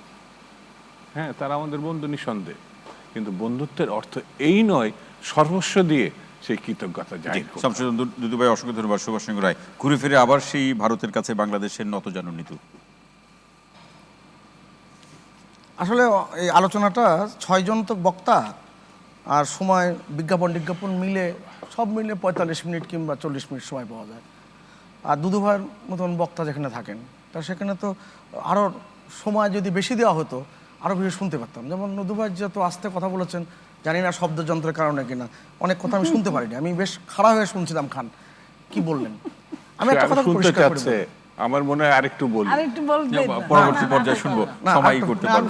বলবেন অবশ্যই বলবেন। জি, সুভাষ দা বলুন। দুদু ভাই চাইলে বলতে দেবে নাকি? সবাই দেবে। আমি একটা ছোট তথ্য দিই আপনাদের। 1971 সাল থেকে 1974-75 সাল পর্যন্ত, আমি বাদ দিলাম 71 সালের মুক্তিযুদ্ধে ভারতের কোনো অবদান নাই, হাজার হাজার তাদের সৈন্য জীবন দিয়েছে। আমি নিজেই শেষ লাইনে শেষ না, করলাম শুনছি। যে ভারতের আপনার সব অবশ্যই কথা- অবদান আছে। এই আপনার এই কথাটা এখন শুনতে পাচ্ছি। আপনি তখন যে কথা বলছেন সঞ্চালক শুনেছেন, আর কেউ শুনতে এই পারেন। ডাক্তারকে বোধহয় এই জন্য আনা হয়েছে যে কিছু চিকিৎসার দরকার আছে। 71 থেকে 1974-75 সাল পর্যন্ত, এটা মার্কিন যুক্তরাষ্ট্রের ডাটা, ভারত বাংলাদেশকে সাহায্য করেছে 30.8 কোটি মিলিয়ন ডলার। মার্কিন যুক্তরাষ্ট্র করেছে 57.7 কোটি মিলিয়ন ডলার। ভারত অর্থনৈতিকভাবে তখন এখন হচ্ছে অনেক দুর্বল রাষ্ট্র। প্রথম 6 মাসে ভারত যে পণ্য, আমাদের খাদ্যশস্য 4 লক্ষ মেট্রিক টন শুধু সরবরাহই করেনি, তারা পরিবহন দিয়ে বাংলাদেশে পৌঁছে দিয়েছে। আমি অনেক বিস্তৃত বর্ণনা দিতে পারবো, আমার এই বর্ণনা দেওয়ার এখন আর প্রয়োজন নাই। একটা কথা খুব পরিষ্কার করে বলি, এই যে যারা এই কথাগুলো মানতে পারেন না, তারা কিন্তু কাজটা ঠিক করেন না। কোন কথাগুলো? এই যে আমাদের মুক্তিযুদ্ধে কাদের অবদান ছিল, আমাদের মুক্তিযুদ্ধে পৃথিবীতে কোনো দেশে দেখেছেন যে যুদ্ধের সময় অন্য দেশের সৈন্য প্রবেশ করার পরে সেখান থেকে ফিরে যায়? 72 সালের 10ই জানুয়ারি বঙ্গবন্ধু দিল্লিতে পানাম বিমানবন্দরে প্রথম যে কথাটি বলেছেন শ্রীমতী ইন্দিরা গান্ধীকে, আমার দেশ থেকে আপনি সৈন্য কবে সরিয়ে নিচ্ছেন? এবং তার 1 মাসেরও কম সময়ের মধ্যে 72 সালে 6 ফেব্রুয়ারি বঙ্গবন্ধু কলকাতায় গিয়েছিলেন। যেহেতু কলকাতার মানুষরা অনেক কষ্ট করেছেন, পশ্চিমবঙ্গের মানুষরা, ত্রিপুরার মানুষরা 14 লক্ষ মানুষ ছিল, 24 লক্ষ মানুষকে আশ্রয় দিয়েছে। তা আপনি এইগুলো যদি ভুলে যান, ভুলে যেতে পারেন, আপনার প্রয়োজনে ভুলবেন, আপনার মনে করছেন যারা ভুলে যাওয়া উচিত, বলুন। তার মানে কি রাজনীতির পাল্লা বদলে কেউ মনে রাখছে, কেউ ভুলে যাচ্ছে? আমি আপনাকে আবার শেষ করে দ্রুত বলি, জি। আপনি হঠাৎ করে থামিয়ে দেবেন তো। আমি আপনাকে খোলামেলার কথা বলি। বিএনপি শাসন আমল 2006 সাল থেকে যখন রাষ্ট্র ক্ষমতার থেকে চলে যেতে বাধ্য হলো, তারপরে এই যে কেয়ারটেকার গভর্নমেন্ট 11 সরকার পর্যন্ত বাংলাদেশের সীমান্তে 750 জন হত্যাকাণ্ডের শিকার হয়েছে। 750 জন, এর অর্ধেকে নেমে এসছে এই সময় পর্যন্ত 433 জন। আপনি ফর্মাল ট্রেড হচ্ছে, যদি ইনফর্মাল ট্রেডের পরিমাণ যদি আগ্রহটা বেশি হয়ে যায়, তখন কিন্তু এই সীমান্ত হত্যাকাণ্ড ঠেকানো কিন্তু খুব মুশকিল। এটা আমি আলোচনার সুবিধার্থে বলছি। আপনি যে এই যে বর্ডার হাট নিয়ে এবার 8টি বর্ডার হাট হবে, এই কিন্তু এই আলোচনায় কিন্তু এসেছে, এবং যত বেশি বর্ডার হাট হবে তত বেশি কিন্তু ইনফর্মাল ট্রেড কিন্তু আপনার কমে যাবে। আপনি পরিবহন ব্যবস্থাপনার সুবিধা হচ্ছে কার? জনগণের, মানুষের। আজকে খুব অল্প পয়সায় মানুষ ট্রেনে করে কলকাতা যেতে পারছে, সেখান থেকে দিল্লি যেতে পারছে, চেন্নাই যেতে পারছে। আপনি সে মানুষের কষ্ট উপকারে আসছে সেটা আপনি মানবেন না, আপনি বিরোধিতা করবেন? মনিয়াপা তো সেখানে ভয়ের কারণ দেখছেন। না না, মনিয়াপা তো ভয়ের কারণ দেখবেন। মনিয়াপার ওই যে গদবাধা কিছু বক্তৃতা, জায়েদ ভাই বললেন কিছু সেখানে পল্টন ভয় আছে। বক্তৃতা, না জায়েদ ভাইয়ের বক্তৃতার মধ্যে অন্য ছন্দ আছে। অন্য ছন্দ মানে অন্য ছন্দ মানে সে কঠিন কঠিন ভাষা ব্যবহার করেন এবং অনেক কথা আমি বুঝি না, দর্শক কতটা বুঝে জানি না, এবং সেখানে একটা কথা পরিষ্কার করে বলে বোঝাতে চাই যে আওয়ামী লীগ সবচেয়ে খারাপ। কিন্তু আওয়ামী লীগ যে ভালো আর আওয়ামী লীগ যে খারাপ, এটা আমি এই ডাক্তার জাহিদুর রহমানের সাথে আমার ইচ্ছা আছে, একান্ত ইচ্ছা, আমি 1 ঘন্টা একটা শো করব কোনো বিরতি ছাড়া। জি, অসংখ্য ধন্যবাদ। আমার একটা খোলাখুলি বক্তব্য, জি। আজকের বাংলাদেশের প্রেক্ষাপটে দুই দেশের সাথে বন্ধুত্বপূর্ণ সম্পর্ক যারা মেনে নিতে পারছেন না, তাদের মধ্যে অন্য মতলব আছে। জি, ডাক্তার জাহিদুর রহমান, যারা মেনে নিতে পারেন না তাদের অন্য বক্তব্য আছে। মানে দুই দেশের মধ্যে সম্পর্ক হলে ভালো ছিল। একদম মতলব শব্দটা কিন্তু হ্যাঁ হ্যাঁ হ্যাঁ, একদম একদম, কোনো অসুবিধা নেই। এটা কিন্তু উস্কানি। না না, ঠিক আছে, আমি নিশ্চয়ই না, আপনি শব্দ ব্যবহার করেছেন, আমি তুলে ধরলাম। আমি উস্কানি গ্রহণ করছি না, অসুবিধা নাই। মানে দুই দেশের মধ্যে সম্পর্ক থাকলে প্রবলেম ছিল না। প্রবলেমটা হচ্ছে আমাদের এখানে মূল যে সমস্যাটা হয় সেটা হচ্ছে দীর্ঘদিন থেকে আমরা বলছি, সেটা হচ্ছে ভারতের সম্পর্ক একটা স্পেসিফিক দলের সাথে। সেই দলটাকে আচ্ছা, জাহিদ ভাই টিপাই মুখ বাদ কবে অনুমোদন হয়েছিল? আমি আসি দাদা, না, বলেন না। আমি আসছি 91 এর গভর্নমেন্টে খালেদা জিয়ার 7 ক্যাবিনেটে এটা পাস করেছে। আমি পাল্টা একটা কথা বলি দাদা, সেটা হচ্ছে ভারতের সাথে তো বিএনপির খুব গুরুত্বপূর্ণ নেতারা আছেন, তারাই জবাব দিবেন। বিএনপি তো সুসম্পর্ক নাই। আপনি দাবি করছেন এমন একটা সম্পর্ক, বাচ্চা প্রকল্প অনুমোদন করলো কে ক্যাবিনেটে? না দাদা, আমি আসি। আপনি দাবি করছেন এখন যে এমন সম্পর্ক যেটা নাকি সারা পৃথিবীর সব দেশের জন্য অনুসরণীয়। আপনি বর্ডার কিলিং হাফ হচ্ছে বলছেন। প্রধানমন্ত্রী যাওয়ার পরে যে নীলফর মনি আপা বলছেন যে কয়েক ঘন্টা যায় নাই আপনি, যে ওনার তো লিস্ট একটা সম্মানের জায়গা আছে, উনি দেশে এসে বড় গলায় বললেন যে সীমান্ত হত্যা কমাবে। আর দাদা, আমি একটা কথা খুব স্পেসিফিকলি বলতে চাই, সীমান্ত হত্যাকাণ্ড আমি আপনাকে তথ্য দিতে পারবো। বিজিবি বিএসএফ এর যারা চিফ তারা বৈঠক করেছেন, দুই দেশের স্বরাষ্ট্রমন্ত্রী বৈঠক করেছেন, বাংলাদেশের বর্ডারে নন লেথাল উইপন ইউজ করা হবে বলে বহুবার ভারত কথা দিয়েছে। গরু চোরাচালান করলো, মেনে নিলাম, ইনফরমাল ট্রেড, আমি স্পষ্ট ভাষাই বলছি, বা অন্য চোরাচালান করলো, এর শাস্তি মৃত্যুদণ্ড? না, হতেই পারে না। বাংলাদেশের বিজিবির একটা স্টাডি আছে, যে স্টাডিতে দেখা গেছে 2019 থেকে 21-এর 1.5 বছরের মধ্যে যতগুলো বর্ডার কিলিং হয়েছে তার মধ্যে অনলি 30% গুলি কোমরের নিচে ছিল, 70% বুক পিঠ মাথায় ছিল, এবং প্রতি 3 গুলিতে 2 জন মানুষ মারা গেছে। এখন কি হচ্ছে? আসছি আমি এই সময়ের কথাই বলছি। আপনি গুলি করছেন টার্গেটেড হয়ে, মোটিভেটেড হয়ে। তার মানে আমরা যে কথাটা বলতে চাইছি, এত সম্পর্ক কিসের? Trade deficit. সময় থাকলে কথা বলতে পারতাম কিভাবে ট্যারিফ এবং নন ট্যারিফ ব্যারিয়ার দিয়ে। সময় আছে, আপনি বলুন, আপনার নির্দিষ্ট যে সময়সূচি তো আছে। আমাদের বাণিজ্য ঘাটতি হচ্ছে অন্তত $14 বিলিয়ন। ভারত থেকে আমরা ইম্পোর্ট করি 16, আমরা 2 করি। আগের চেয়ে কমছে না বাড়ছে? কোনো সিগনিফিক্যান্ট উন্নতি হয় নাই। আমি আসি, ভারতের আমরা কিছু পাট পণ্য রপ্তানি করছিলাম, একটা ভালো অবস্থা ছিল মোটামুটি। একটা অ্যান্টি ডাম্পিং ট্যাক্স বসিয়ে দেওয়া হলো, এবং এটা নিয়ে কি করবেন জানেন আপনি? এরপর শেষ পর্যন্ত WTO-তে যেতে পারেন, বহু বছর ওই মামলা ঝুলবে, শেষ হয়ে যাবে। আমাদের পণ্য যাবে দীর্ঘদিন। আমাদের BSTA কে স্ট্যান্ডার্ডাইজেশনের জন্য তারা অ্যাকসেপ্ট করে নাই। বাংলাদেশ বলেছিল তুমি এসে বলে দাও BSTA কে কিভাবে করব। BSTA কে অ্যাকসেপ্ট না করার কারণে কি হয়েছিল? আপনি একটা পণ্য যখন ভারতে রপ্তানি করবেন, তাদের টেস্টিং এর জন্য পাঠাবেন, ওখানে ওটা মাস বছর পড়ে থাকবে। এই রকম নানান ব্যারিয়ার করছে। আমি আবারও বলছি, বিএনপির সময় কি হয়েছে, I am not at all bothered about that. আপনি দাবি করছেন আপনার সাথে অসাধারণ সম্পর্ক আছে, আপনি পারেন, কিন্তু টেস্টিং ল্যাবরেটরির এই প্রসঙ্গ কিন্তু অনেক আগে দূরীভূত হয়ে গেছে। না, কিন্তু এটা বহু বছর ঝুলেছিল। আমি উদাহরণ দিচ্ছি, আপনার শাসন আমলে ঝুলেছিল। নেপালের সাথে গ্রিডের কথা বলা হয়, নেপালের সাথে গ্রিড দিয়ে কিছু আসে যায় না। আমরা মাত্র 50 মেগাওয়াট বিদ্যুৎ আনবো, অথচ নেপাল আমাদের কাছে 450 থেকে 500 মেগাওয়াট বিদ্যুৎ বিক্রি করতে চাচ্ছে গত 3-4 বছর থেকে। 3-4 বছরে আলোচনা করে ভারত পারমিট করেছে 50 মেগাওয়াট আসতে দিবে, এবং এটা কোনোভাবে রেল মানে রাস্তার ট্রানজিট না। সো আমি যে কথাটা দাদাকে বলতে চাই, এত সুসম্পর্কর মধ্যে যদি হয়, আপনি এই লিস্ট জিনিসগুলো এনশিওর করতে পারেন নাই কেন? আর আমি আরেকটা কথা একটু আগের বারের সাথে যোগ করে রাখতে চাই, সেটা হলো ভারতের একটা সিকিউরিটি থ্রেট আমরা অ্যাড্রেস করা উচিত, সেটা হচ্ছে 7 সিস্টার্সের কোনো ইনসার্জেন্সি বাংলাদেশের মাটিতে হওয়া উচিত বলে আমি মনে করি না। যদি একটা মানে সাপ্লিমেন্টারি তথ্য দেই দাদা, আমাদের হিলের যে ইনসার্জেন্সি ছিল তার সাথে কি ভারত জড়িত ছিল না? ছিল। পার্বত্য শান্তি চুক্তিতে আমরা অনেকে জানি না, জনসংহতি সমিতির সাথে বাংলাদেশ সরকারের সাথে ভারত একটা পক্ষ ছিল। ওরা তো তাদেরকে শান্তি চুক্তি করেছে কে? আপনারা করেছেন, আওয়ামী লীগ করেছে, সেটা না, কিন্তু ভারত কেন পক্ষ থাকে? আমাদের ইনসার্জেন্সিতে তো তারাও হেল্প করেছে। আমাদের আজকে কেএনএফ যে ফাইট করছে তার নাথান বম মিজোরামে আছে, এই আলাপ আছে না? আছে তো। সুতরাং আমি এই কথাটা বলতে চাই, আমরা যেমন করব না ভারতও করবে না, কিন্তু ভারতের চিকেন নেক যে এরকম চিকন হয়েছে এর জন্য তো আমরা দায়ী না, ফর গডস সেক। এটা ভারতের স্বাধীনতা ওভাবে হয়েছে, ওইটা সিকিউরিটি ইনসিকিউরিটি দেখার তো দায় আমার একেবারেই না। ওইটা করতে গিয়ে আমি আমার উপরে কেন ঝুঁকি তৈরি করব? এবং আমি বলি আজকে ইন্দো প্যাসিফিক স্ট্র্যাটেজি হচ্ছে কোয়াড, হচ্ছে চীনকে ঠেকানোর জন্য। খুব বেশি দিন না একটা যুদ্ধ লেগে যেতে পারে। কোয়াডের যোগ দেয় নাই ভারতের কথা বলছি। বাংলাদেশ কোয়াডে যোগ দেয় দরকার আমি জানি, I know it very well. আমি এই ব্যাপারগুলো খুবই ঘাটাঘাটি করি। ফাঁক দিয়ে বলে ফেলেন না। না বলছি ফাঁক দিয়ে বলে ফেলেন না, বলে ফেলি না, সরি। আমি আমার আমার তথ্য নিয়ে আমার মনে হয় না আমার শত্রু আমাকে ইয়ে করবে, যেটা বলছিলাম।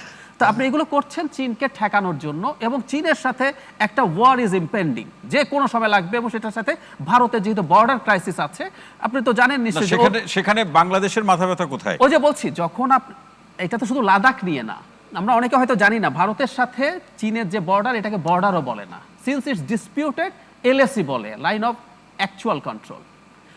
পাকিস্তানের সাথে একই অবস্থা। ভারতের আস্ত একটা রাজ্য অরুণাচলকে চায়না কোনোভাবে এটা ভারতের অংশ বলেই স্বীকার করে না, ও সাউথ তিবেট বলে তার ম্যাপে এখনো দেখায়। সো এইরকম কনফ্লিক্ট দুইটা দেশের মধ্যে যখন থাকে, যখন যুদ্ধ লাগবে, স্বাভাবিকভাবে চায়না চাইবে চিকেন নেক নিয়ে বন্ধ করে দিতে এদিকের জন্য, তখন ভারত আমাদের এখান দিয়ে সব যাবতীয় ট্রান্সপোর্ট করবে। আমি কিন্তু বাদ গেছি। না শুনবো, বাদ চান নেই। আমি বলবো। জি আপনি বলবেন। আমি বাদ গেছি। আপনি বলবেন। আবার আহমেদ ভাই আসছে। হ্যাঁ আহমেদ ভাই, আপনি বলবেন যে আসলে এই আমার এলাকার চুক্তিগুলো বড় ভাই তো। কেন্দ্র করে ভারত এবং চীনের যে প্রসঙ্গ, যেটি ডক্টর জায়েদুর রহমান ভাই উল্লেখ করলেন, ডাক্তার জায়েদুর তো সেই আমি- প্রসঙ্গে আমি না, বাংলাদেশের আমাকে কিন্তু বলতে দেন। ভিকটিম হওয়ার একটা সম্ভাবনা তিনি দেখছেন। আমাকে বললাম, জি বলুন। আমি খুব অ্যাটেন্টিভলি শুনছিলাম। জি সে তো মেইনলি ইন্টারন্যাশনাল পলিটিক্সের বিশ্লেষক, ঠিক নয় কি? সে কিন্তু যুদ্ধটা বাদই দিতে যাচ্ছে। না, এই জন্য তো সে বিশেষজ্ঞ। আর আমরা যুদ্ধটা বিশেষজ্ঞ বাদিয়ে দিলে অজ্ঞ। লাভটা কি হবে? এই যে বিশেষজ্ঞ বললো এত। আমার এই যে ইকোনমি, আমার ইকোনমি কি শতভাগ এক্সপোর্ট ওরিয়েন্টেড? বিএনপি যখন ক্ষমতায় ছিল শতভাগ এক্সপোর্ট ওরিয়েন্টেড ছিল, ইম্পোর্ট করতে হয়, এখনও ইম্পোর্ট নির্ভর। এবং ডাক্তারই যদি কালকে পাওয়ারে আসে, যদি কোনোদিন আসে, আর কি সম্ভবত নাই, কোনোদিন ধরে নিলাম আসলো কোনোদিন, তাহলে ডাক্তার সাহেব পেঁয়াজটা করতে গিয়ে আনবেন। এই যে নিত্য প্রয়োজনীয় দ্রব্যগুলো ইম্পোর্ট করতে করবেন, পাকিস্তান থেকে করবেন না কাছের দেশ থেকে করবেন? তারা তো বলছে দেশের মধ্যে উৎপাদনের দিকে বেশি উৎপাদন মনোযোগ তখন, দিতে হবে। হ্যাঁ উৎপাদন আমার তো হচ্ছে, হওয়ার পরে আমার তো ঘাটতি আছে। 100% তো আমার উৎপাদন আমার নেই, আমার জায়গায় শর্টেজ আছে, আমি ইম্পোর্ট করব না, আমার তো ইম্পোর্ট করতে হবে। এটা আপনি করবেন না, না করতে আপনি চিৎকার করবেন গভর্নমেন্ট ব্যর্থ হয়ে গেছে। মূল কথা হলো, এখন প্রশ্ন হলো যে আমরা কোন পথে যাচ্ছি, বিএনপি কোন পথে যাচ্ছে। এখন আমার কাছে মনে হয় যে মৌলবাদের স্বরূপটা বলতে ইচ্ছা হয়। মৌলবাদের স্বরূপ হলো অ্যান্টি ইন্ডিয়ান ক্যাম্পেইন, মৌলবাদের চরিত্র হলো হিন্দু বিদ্বেষ, হিন্দুদের বিরুদ্ধে কথা বলো। মৌলবাদের চরিত্র হলো জাতীয় সংস্কৃতিকে আপনার অপোজ করা, আমাদের ন্যাশনাল যে সংস্কৃতি আছে বাঙালি সংস্কৃতিকে অপোজ করা, এবং জাতীয় দিবসগুলিকে অপোজ করা, শহীদ মিনারকে অপোজ করা, সবার স্মৃতিসৌধকে অপোজ করা, এবং বুদ্ধিজীবী স্মৃতিসৌধকে অপোজ করা। এটা হচ্ছে মৌলবাদের চরিত্র। এখন এসে যুক্ত হয়েছে 4 নম্বরে নারী বিদ্বেষ। এই 4টি বৈশিষ্ট্য নিয়ে হচ্ছে মৌলবাদের স্বরূপ। কিন্তু তারা তো বলছে যে আসলে জাতীয় স্বার্থে তারা কথা বলছে। ইট ইজ মৌলবাদের সংজ্ঞা, এটা হচ্ছে মৌলবাদের চেহারা। এই চেহারার সাথে আষ্টে মিষ্টে যুক্ত হয়েছে বিএনপি কিন্তু মৌলবাদের শরিক হয়ে গেছে। কাজে এখন জামাতকে নিয়ে এই বিএনপি যদি অদূর ভবিষ্যতে, নিকট ভবিষ্যতে সম্ভাবনা নেই, অদূর ভবিষ্যতে যদি ক্ষমতায় আসে, তাহলে কি এটা মৌলবাদী রাষ্ট্র হয়ে যাবে না? তা আমরা কি মৌলবাদী রাষ্ট্রের জন্য 71 যুদ্ধ করেছি? নেভার। মৌলবাদী রাষ্ট্র প্রতিষ্ঠার জন্য যুদ্ধ করিনি, জামাতকে ক্ষমতা আনার জন্য যুদ্ধ করেনি। আপনি বললেন জিয়াউর রহমান ব্যাপারে সন্দেহ হলো কেন? জিয়াউর রহমান সাহেব যখন কু করে পাওয়ারে আসলেন, আসার পরে বঙ্গবন্ধু হত্যার বিচার না করে খুনিদেরকে তিনি ইন্ডেমনিটি দিলেন, আইন করলেন তাদের বিচার করা যাবে না। তার মধ্য দিয়ে প্রমাণিত হলো যে তিনি মুক্তিযুদ্ধে গিয়েছিলেন পাকিস্তানের এজেন্ট হিসাবে, আসলে বাংলাদেশের বন্ধু হিসাবে না। এই তো তিনি যখন রাজাকার শাহাদিসকে প্রথম প্রধানমন্ত্রী করলো কে? জিয়াউর রহমান সাহেব মেসেজ দিলেন পাকিস্তানে, I am friend of you, I was friend of you, still I am friend of you, তোমাদের লোক রাজাকার শাহাদিস, তাকে প্রধানমন্ত্রী বানিয়ে দিলাম। ওকে, জামাতকে আবার রিভাইভ করলেন, জানটা ফিরিয়ে দিলেন, রাজনীতিক অধিকার দিলেন, আবার গোলাম আজমকে আবার নিয়ে আসলেন, নাগরিকত্ব দিলেন। এই সমস্ত ঘটনা প্রবাহে কিন্তু প্রমাণিত হয়ে গেছে উনি মুক্তিযুদ্ধে। আমাদের অসংখ্য ধন্যবাদ নীলুফার চৌধুরী মনি আপা। ধন্যবাদ আহমেদ ভাই, অনেক সুন্দর সুন্দর অসত্য কথা পরিবেশন করার জন্য। শাহাজিজ যিনি, তাকে আজীবন 3,000 টাকা মাসোহারা কে দিয়েছিলেন? আহমেদ ভাই, আপনি আমার চেয়ে প্রবীণ, বয়োজ্যেষ্ঠ, অবশ্যই আপনি জানেন তার নামটা কি? শেখ মুজিবুর রহমান সাহেব। লাল গালিচা সম্বর্ধনা নিয়েছেন পাকিস্তানে গিয়ে, সাথে কে গিয়েছেন? ওনার বাংলাদেশের রাষ্ট্রপ্রধানের সাথে কে গিয়েছেন? আপনার এই একেবারে ভুল তথ্য, মনে হয়। আপনাদের সময় আপনারা করলে শোনেন, আপনারা বলেন না কৃষ্ণ করলে লীলা খেলা, আমরা করলে দোষ। শহীদ প্রেসিডেন্ট জিয়াউর রহমান তো শুধু কন্টিনিউ করেছেন, আর আপনারা কি করেছেন? আপনারা ওপার বাংলায় গিয়া গড্ডালিকায় গা ভাসিয়ে দিয়েছেন, ওপার বাংলায় গিয়া ভোগ বিলাসিতায় মত্ত থেকেছেন, আপনারা জেলখানায় থেকে দেশ স্বাধীন হয়ে গেল।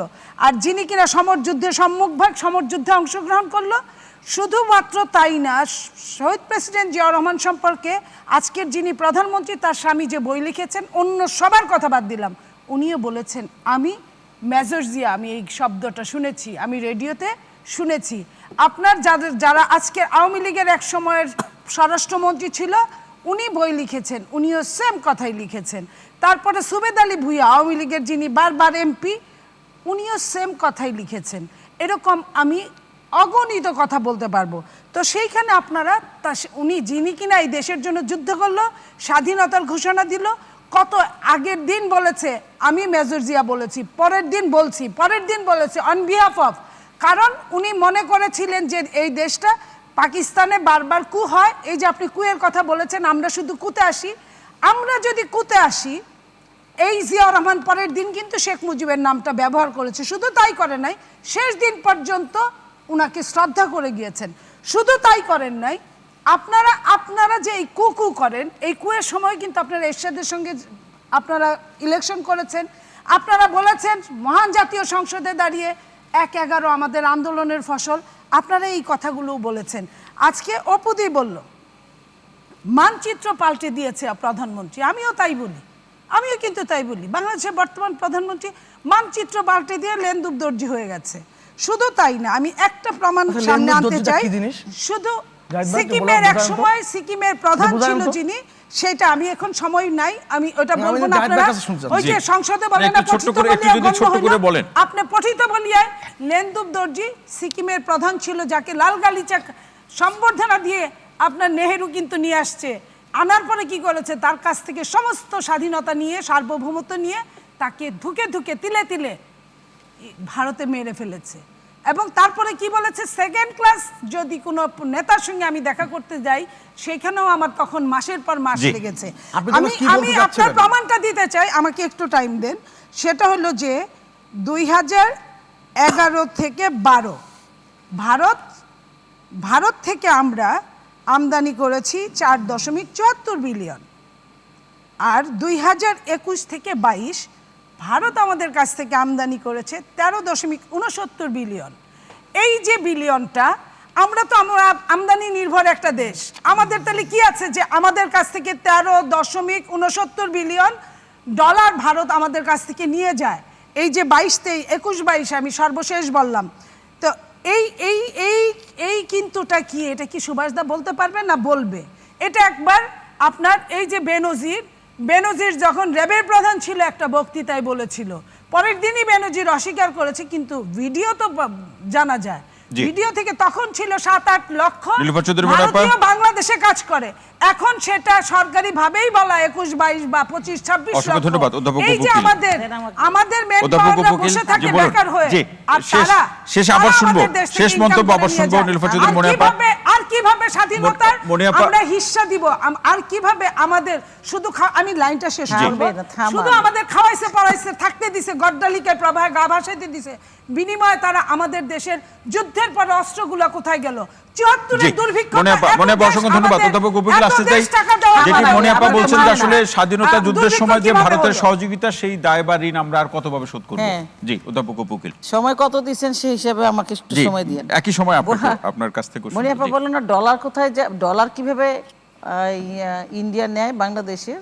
ওই যে মনিয়াপা যে শাড়ি কিনতে যায়, ওই ট্রিটমেন্ট করতে যায়, ইন্ডিয়া ছাড়া তো ট্রিটমেন্টও চলে না, শাড়ি কেনাও চলে না, আর ইন্ডিয়া গিয়ে মানে না ঘুরলেও চলে না, তো ডলার তো যাবেই। আমি তো চ্যালেঞ্জ দিয়ে বলছি যে ইন্ডিয়া শাড়ি ছাড়া মনে আপা একটা শাড়ি পরে কিনা। আর মানচিত্র মাননীয় প্রধানমন্ত্রী পাল্টে দিয়েছেন, মানে এই জাতির পিতার যে 55,000 বর্গমাইলের মানচিত্র সেখানে আরো সংযোজন করেছেন।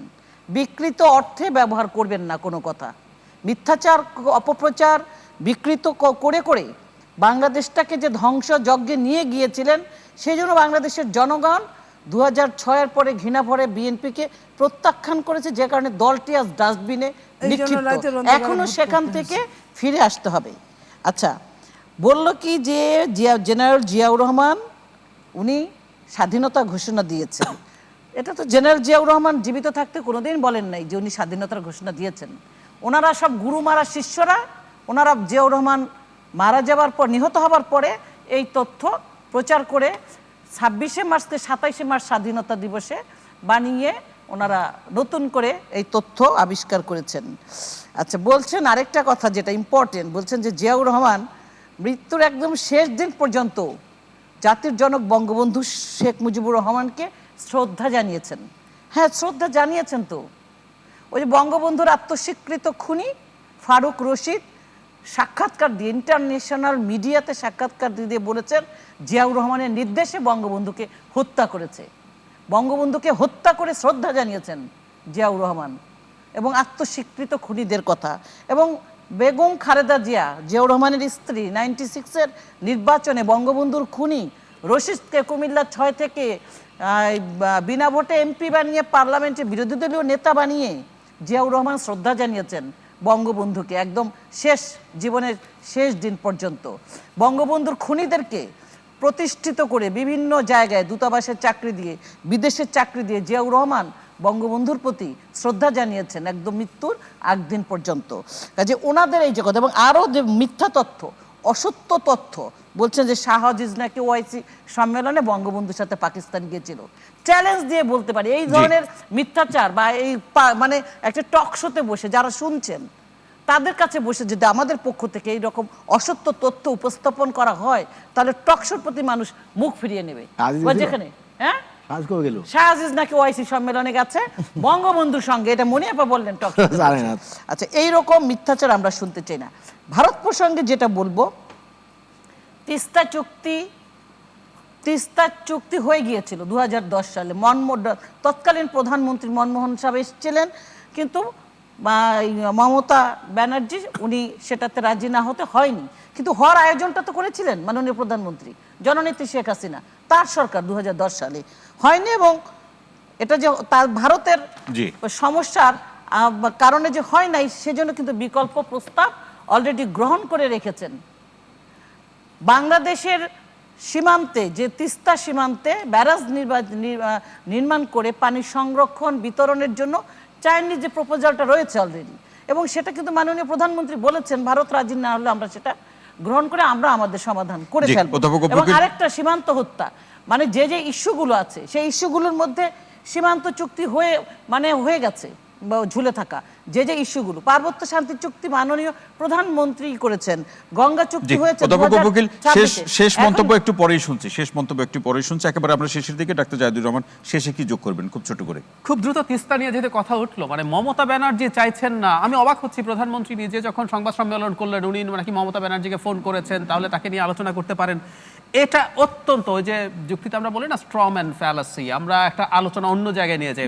আমি হুজ মমতা, ইন্ডিয়ান কনস্টিটিউশন আপুকের দিদিকে বলছি যে আপনি একটু কাইন্ডলি আপনার জানবেন, বিস্তারিত যাওয়ার সুযোগ সময় পাবো না। ইন্ডিয়ান কনস্টিটিউশন আর্টিকেল 253, আপনি ওখানে যান। ভারত তার অন্য রাষ্ট্রের সাথে চুক্তি করার সময় কোনো রাজ্যের কোনো অপিনিয়নের কোনো প্রয়োজন নেই। আমরা না, অবশ্যই আছে, না নেই আছে, আপনি এটা ভুল বলছেন। আমি আপনাকে স্পেসিফিকলি বলছি, আমি আপনাকে চ্যালেঞ্জ করে বলছি, এই আলোচনা নিশ্চয়ই আরেক দিনের জন্য আমরা তুলে রাখলাম।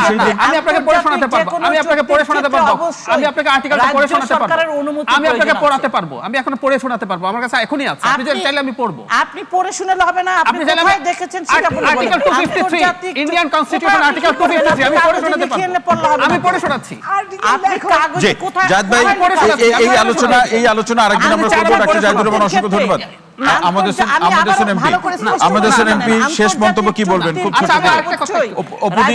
অধ্যাপক বকিল আমরা শুনবো, আমরা শেষ মন্তব্য শুনবো। জি আমাদের আমি জি খুব ছোট করে খুব ছোট করে জি জাহিদ ভাই আমরা অন্য আরেকদিন এই একটা আলোচনা বিষয় পরিষ্কার সকলেই জানা উচিত। জি আপনার লাহোরে যে ইসলামিক সামিট হলো, সেই সামিটে কিন্তু মিশরের প্রেসিডেন্ট প্রয়াত প্রেসিডেন্ট আনোয়ার সাদাত এসেছিলেন, আলজিয়ার্সের প্রেসিডেন্ট এসেছিলেন। আনোয়ার সাদাত এসে বঙ্গবন্ধুকে টেলিফোন করলেন যে মুজিব ভাই তুমি না আসলে তো ইসলামিক সামিট হবে না, সফল হবে না।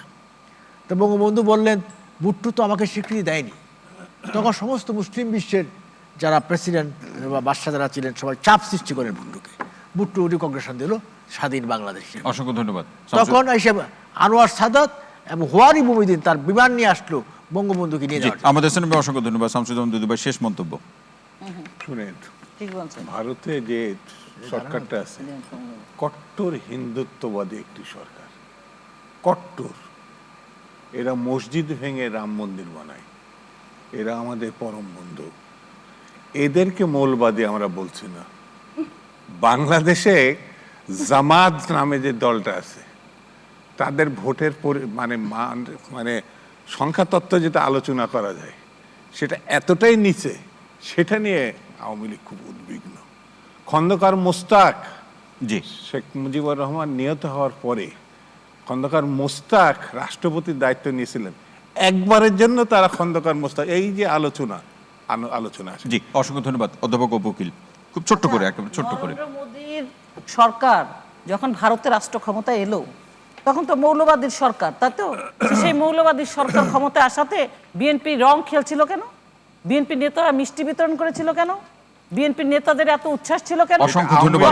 আজকের মতো অসংখ্য ধন্যবাদ। নীলুফার চৌধুরী মনে আপা শেষ লাইনে কি যোগ করবেন? বিএনপির নামে সব লাইনে বলতে চাই, আমাদের এখন প্রশ্ন হচ্ছে ফিনিশিং প্রশ্ন হচ্ছে বাণিজ্যে, পানিতে, নদীতে বাঁধ, ভাঙন রোধ, বন্যা নিয়ন্ত্রণে, ক্ষতি কমাতে, সীমান্তে হত্যা থামাতে কিংবা গণতন্ত্র বা ভোটাধিকারের প্রশ্নে বাংলাদেশের মানুষের প্রাপ্তি কি? ভারতের কাছ থেকে আমাদের প্রাপ্তিটি কি? প্রতিবেশী তারা আমাদের নিয়ে খবরদারি করে, তারা আমাদের দেশের মধ্যে ট্রেন ঢুকায় দেয়, তারা আমাদের দেশের নৌকা ঢুকায় দেয়, তারা আমাদের সমুদ্র বন্দর, নৌবন্দর সব দখল করে। সুভাষ সিংহ রায় দাদা নিশ্চয়ই শুনতে পাচ্ছেন। সুভাষ সিংহ রায় শেষ মন্তব্য কি বলবেন? একটু আমরা একেবারে শেষ পর্যায়ে। মনটা গরম হওয়ার কারণে নীলুফার দেখছেন যে আমার পরে আমি বলবো, ওই জন্য উনি থেমে গেছেন। অন্য কারণে থামতেন না। ধন্যবাদ নীলুফার। জি আমি থামলাম তো, এটা কই তো আপনি সময় নষ্ট করেন। বাংলাদেশ ভারতের সম্পর্ক নিয়ে যারা প্রশ্ন তোলেন এবং যারা এই সম্পর্কটা মানতে পারেন না, আমি আবারও বলছি তাদের মধ্যে অন্য মতলব আছে এবং আবারও সেই মতলব original colour is coming out. এক রাইট, ছেলে বিলেতে গিয়েছিল, বিলেতে যে মেম বিয়ে করে নিয়ে আসছে। তা জি সেটা গ্রামে, শুনেন শেষ করি, গ্রামে ওই মেমের যে শ্বশুর তিনি কয়লা দিয়ে দাঁত মাজতেন আগেকার দিনে, হাঁপানির টান উঠেছে, কয়লা দিয়ে মুখ দিয়ে কালো ফেনা বেরোচ্ছে। মেম জিজ্ঞেস করছেন হোয়াট ইজ দিস, কালো ফেনা তো কখনো দেখি নাই। তখন তার হাজবেন্ড বলছে my father's original colour is coming out. জি অসংখ্য ধন্যবাদ। অসংখ্য ধন্যবাদ আজকের আলোচনা সমাধানের জন্য। আপনাদের প্রতি সম্মানিত আলোচক হিসাবে আপনাদের প্রতি অসংখ্য কৃতজ্ঞতা এবং ধন্যবাদ জানাচ্ছি। দর্শক, আজকের মতো গোল টেবিল এ পর্যন্তই। সবাই ভালো থাকুন, সুস্থ থাকুন, নিরাপদে থাকুন। সঙ্গে থাকার জন্য অসংখ্য ধন্যবাদ।